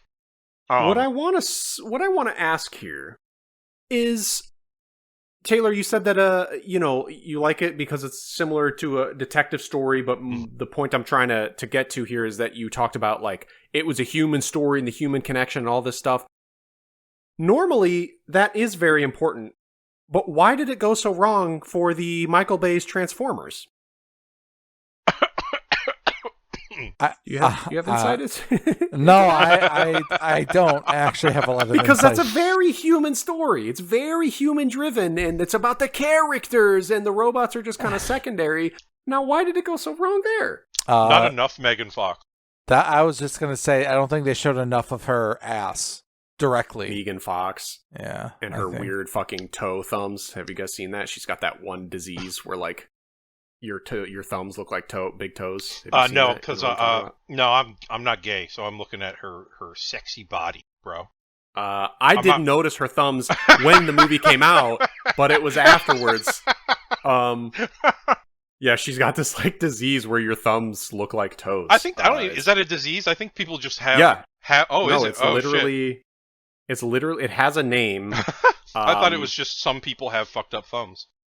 So Taylor, you keep talking, and I'll go find what I'm talking about here. I'm supposed to keep talking about this? Fuck you! No, this is the stupidest. The Thing movie, not Megan Fox's toe thumbs. Okay, wait. I have one question for you, Taylor. Since you've seen The Thing so many times, I would love to know your stance on the ending.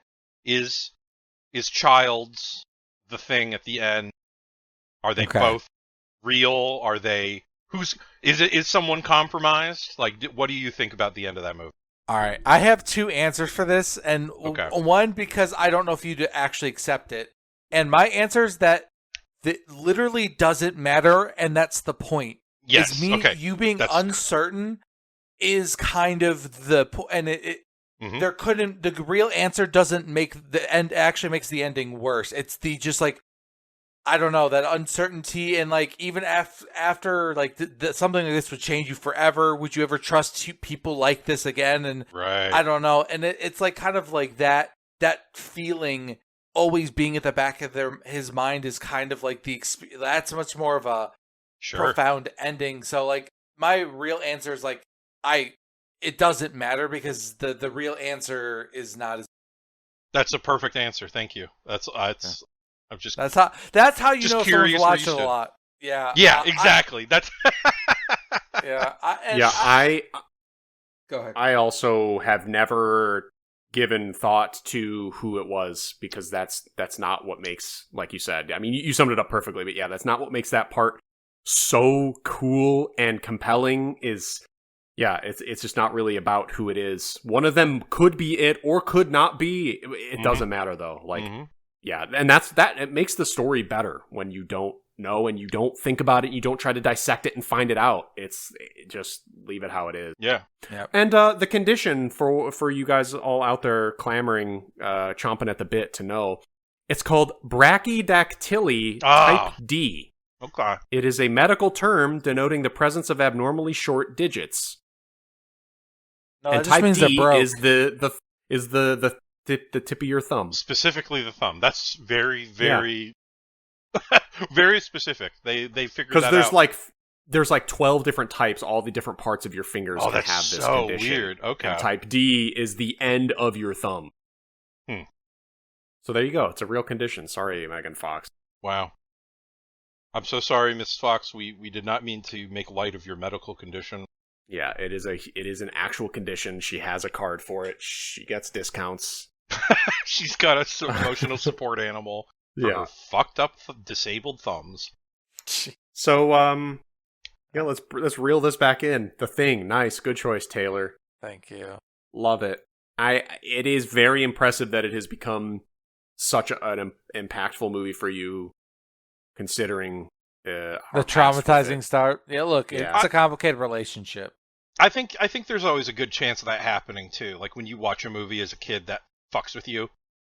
I think it's like either that fucks with you for the rest of your life or you end up loving that later. Yeah, it like that kind of conquering that movie in particular for some reason just unlocked some level of just like understanding of movies. I don't know, it just changed. I remember after watching this movie again, like horror movies became my favorite just for some reason. I remember before it was scary and then all of a sudden it was my favorite. Like watching Scream traumatized me, but the next time I watched it after The Thing, it was like, no, wait, Scream fucking rules. I don't know. Yeah, there is always, once you get the taste for it, that little bloodlust. I become an evil Satanist, yeah. Oh, shit, yeah. Like, Demon Boy 69420. Pair this movie. While you guys were talking, I remember the other movie that Dad showed us way, way, way too young. Was Species. Talk about a movie way too young. Talk about a movie that could have potentially like fucked up our entire lives. It could have made my sex life like completely different had I not been well adjusted. Like this movie is about a woman who is naked the entire time, and she seduces men and then kills them by like sticking an alien tongue thing through the back of their head while they kiss her. And she like kills dudes like this. She literally has sex with them and murders them. And I watched this. This movie came out in 1995, so Dad surely had the DVD and was showing it to us way too fucking young. I remember watching this movie and being like, really, really, oh my God. I just realized, I think this movie made me not want to kiss girls for a really long time. Oh my God. We just had the therapy breakthrough moment. Dude, I'm not kidding you. On. No, we are not. Oh my God. No, we have to. Dude, I remember distinctly being like, I think kissing is like kind of gross. I don't want to kiss girls. And thinking that like even up into high school, being like worried about the first kiss with a girl because it was going to be like scary and gross. And I just realized it like legitimately was this movie doing that to me. No, Kyle can't have. Holy fuck, dude! It did traumatize me. That's incredible. And on a podcast. Oh my fucking God! Sometimes you just gotta talk these things out, man. You know, just the things that bubble up. Dude, I don't know. Did you guys ever have that thought in your head of like at any point in your life where you just thought like kissing was gross or weird or whatever? No.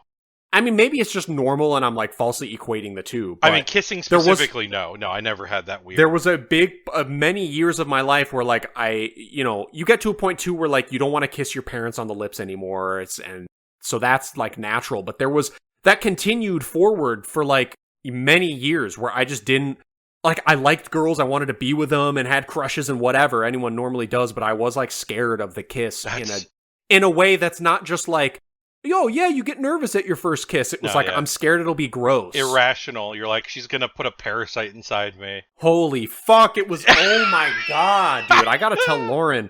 Because obviously, like, Lauren was my first kiss as well. And everything is normal. But, like, unless.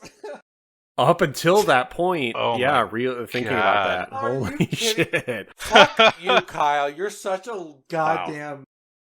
Wow. That's what happens when you see movies like that, and you're literally 6-7 years old. Yeah. We were actually that young. I don't know what Dad was thinking, showing us The Thing and Species when we're prepubescent. Those are insane movies to show kids. Like Terminator 1.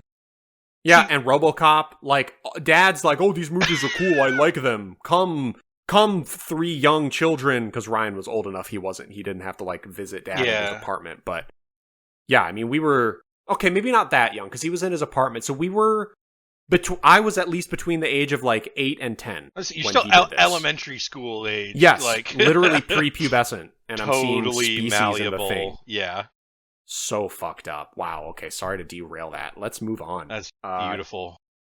Jake, what's your shout out to number 2, and then we'll talk about your number 1. Yeah. Okay. So shout out number 2, Office Space. Office Space. Okay. Yeah. Office Space, 1998 or 9. This is the other one that, like I mentioned, like a lot of these were because my dad showed them to me, like Star Wars, like Ferris Bueller. Office Space is very much. These are good, appropriate movies for fathers to show their young children that are formative and good and uplifting. Right. Well, in Office... Yeah, we get The Thing. Some of my first pair of tits I ever saw, I think, was Office Space. There's tits in that movie? Peter! Oh, shit, I need to watch that. Hey, check out the chick on Channel 9, Peter! His neighbor who bangs on the wall, played by Diedrich Bader. Okay. Who's like, where he's like, he asks him, like, what's his name? Lawrence. It's like, Lawrence, what would you do if you got $1 million? He's like, shit. 2 chicks at the same time. It's just... It's such a stupid. That is really fucking stupid. It's Mike Judge though, and it's the movie. Yeah, no, he's funny. It's the movie that I think it formed my sense. One of the movies that formed my sense of humor early, and also made me immune to wanting to have a job. That the only thing about seeing this movie so many times as a kid was I really internalized all the wrong lessons from it, and instead of internalizing the lesson from the end of the movie of you should just be happy to have a paying job and you should just do something that makes you not want to kill yourself, it was you should just never work and make a big joke out of it. So I did that through most of my 20s. Don't have a job and you will not get laid unless you have money. Yeah. And great lessons to learn. No, but but it's one of those movies that it informed my worldview for better or worse at a young age. But also because it's Mike Judge, it is laugh out loud funny, but also it's equal measure like smart and dumb, and just everything that makes every other Mike Judge thing good. King of the Hill, Beavis and Butthead, Silicon Valley, his other movies, anyway. Extract, whatever. Like pretty much everything he's done. I don't love Idiocracy as much because that's a big cultural meme, but that. Dude, I remember liking Extract way more than I thought it would. Mila Kunis and Jason Bateman. Oh my god! I will say that's a movie that I really liked when I first watched it. I think it's a guilty pleasure. It is kind of because it's kind of on subsequent rewatches. It's got it's very specific type of humor. It's very Mike Judge. It's also kind of boring. That's the main issue with it. Yeah. But that's the thing. I like Jason Bateman. I like Mike Judge. I like Kristen Wiig and Mila Kunis and everyone else in that movie. So I'm a little biased. That's one of those ones. Kristen Wiig is so fucking funny. My god. Yeah. So Office Space was just that was one that was on a lot, and so we watched a lot. So nice. I still love it. Number one though, the big one, the main one is Raiders of the Lost Ark. That is indisputably. That is the movie that made me not just realize that I love watching movies, but it was the movie that made me realize I can do this too. Because I don't even know when I first saw it, before I could form memories probably. This is the movie I've seen hundreds and hundreds of times. I can quote it front to back to front. I can tell you everything about it. I read everything about it everything available that was published about Raiders of the Lost Ark I eventually consumed as a child and a teenager. Just in the I was so captivated by the idea. This was really seeing Raiders of the Lost Ark because it's such a simple kind of archetypal film adventure. It's all, leaning on the 30s serials. I was able from a pretty young age to learn and kind of break down how a movie is made and what jobs people do on a movie set and what a director does, what a writer does. So all of my first exposure to that stuff was really. So that's a life altering film. I was never going to be the same after it. When was the most recent time you've seen it? Raiders? Yeah. Well, it's been probably within the last year. I just bought the Blu-ray box set because I just hadn't had it. Lord knows when the last time I actually logged it, but it's been long enough. So I've sort of slowed down. Just because I went so hard on Raiders of the Lost Ark, in high school especially, that was when I would be watching it multiple times a day. I'd be watching it silent. I'd be watching it. Okay. Here's another question for you, because I am nowhere close to this. Like I said, Lord of the Rings, I've watched the most, and still I've probably seen them maybe 20 times total. What joy do you still get? Why do you still want to watch a movie after the 300th time? Yeah. What do you get out of it? It is just pure love of the craft, I think. I just love. It's not. What's funny is it's not even my it's not my favorite movie of all time. It's not my favorite. It's not even my favorite Spielberg movie. There are plenty of other Spielberg movies. In fact, it's not even my favorite Indiana Jones movie. Yeah, we know Ready Player One is your favorite Spielbergian. We know that. Yeah.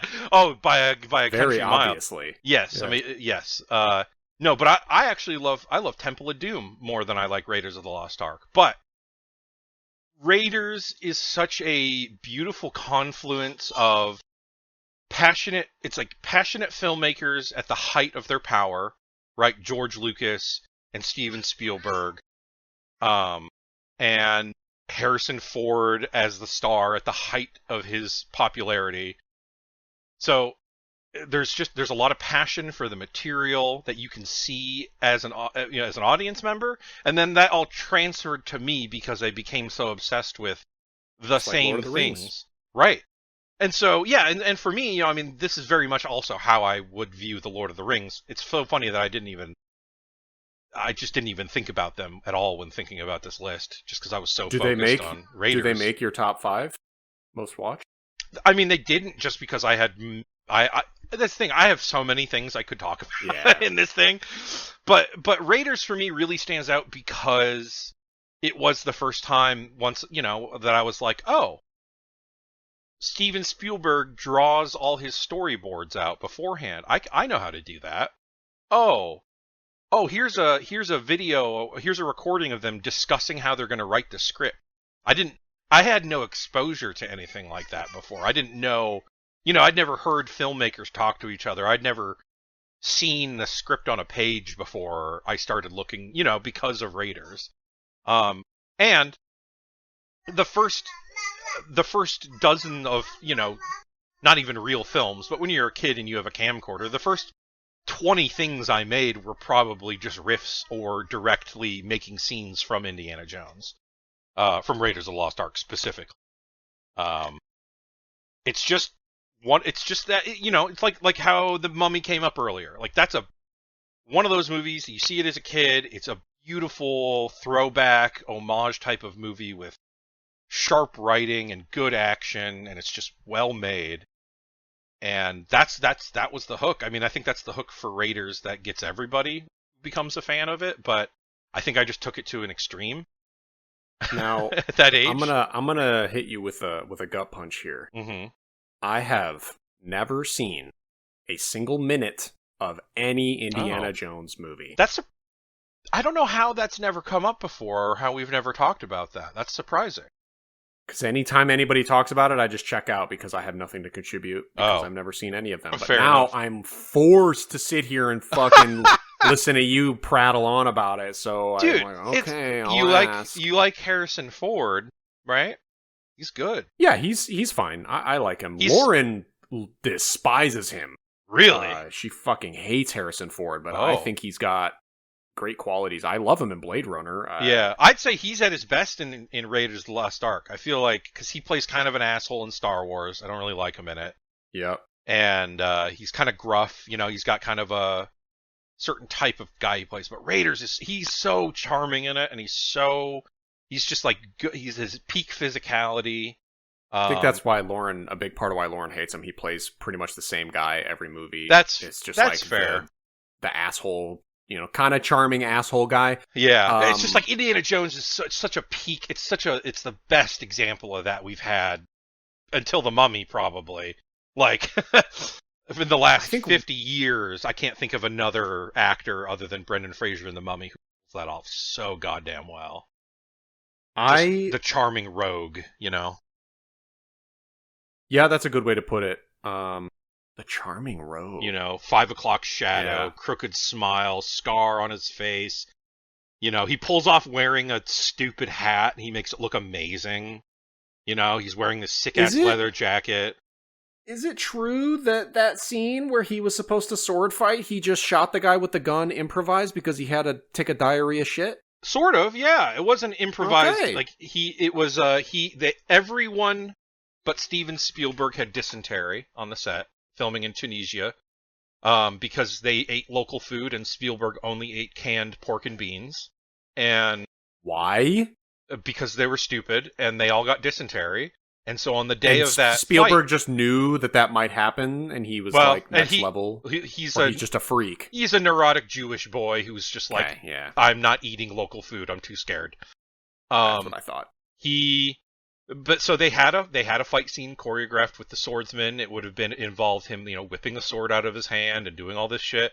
And they get to the day of, and you can see that Harrison Ford has dysentery. Every scene in that sequence where you can see his sweat soaking through his entire shirt, it's because he's dying, working really hard to hold in the desert, the squirts in broad daylight. And so he gets to the guy with the sword, and they go to shoot the scene, and Harrison goes, "Hey, for my character, wouldn't it just make more sense if I just pulled a gun and shot him? And Steven Spielberg was like, "Oh, holy fuck! Yeah, you're right. That's incredible. Just do that." So you can see in the sequence there is a shot that is like it's a continuity error, but it's like set up for the fight scene, and then all of a sudden it just cuts to him shooting him, and that's what happened. Damn. That's what happens when you film in the desert. You're gonna die from shitting yourself. You got to make compromises. But unless you're George Miller with Mad Max Fury Road, and then everyone just hates each other. Well, then that's going just insane. Yeah. Well, and that Mr. Tom Hardy is to blame for a lot of that. Yeah. But pouting in his trailer. Yeah, being who would never do that? It's fucking like Harrison Ford. Harrison Ford would never do that. He's going to go on set dying of dysentery. So that's a point in his column. But I think one of his best, most understated performances, truthfully, is Blade Runner 2049.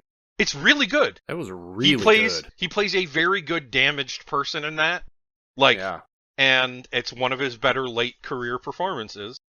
But yeah, but to that example of what you just brought up, part of why I love Raiders so much is it has that scrappy, almost like indie film feeling to it. The approach, and this is also what I love about Lord of the Rings. Peter Jackson was an independent filmmaker. This was his real first bit. Lord of the Fellowship was his first real big break. Spielberg, obviously, he was a little bit, he had two huge successes behind him when he did Raiders, so it was a little bit more of a guarantee. But, you have these guys coming in who, they know how to make things cheap, they know how to improvise on the fly, they know how to make things work when you don't have everything to make things. And I think that kind of scrappiness and that kind of just can-do nature is what really draws me to those types of films. And for Raiders, it's just like, yeah, I see all of the seams, and I can see mistakes, and I can see all the, the rough edges, and that just makes it better for me. It makes it more interesting. It gives it such a real, tangible quality. It's not polished like so many movies are. And I appreciate that, Damn. All right.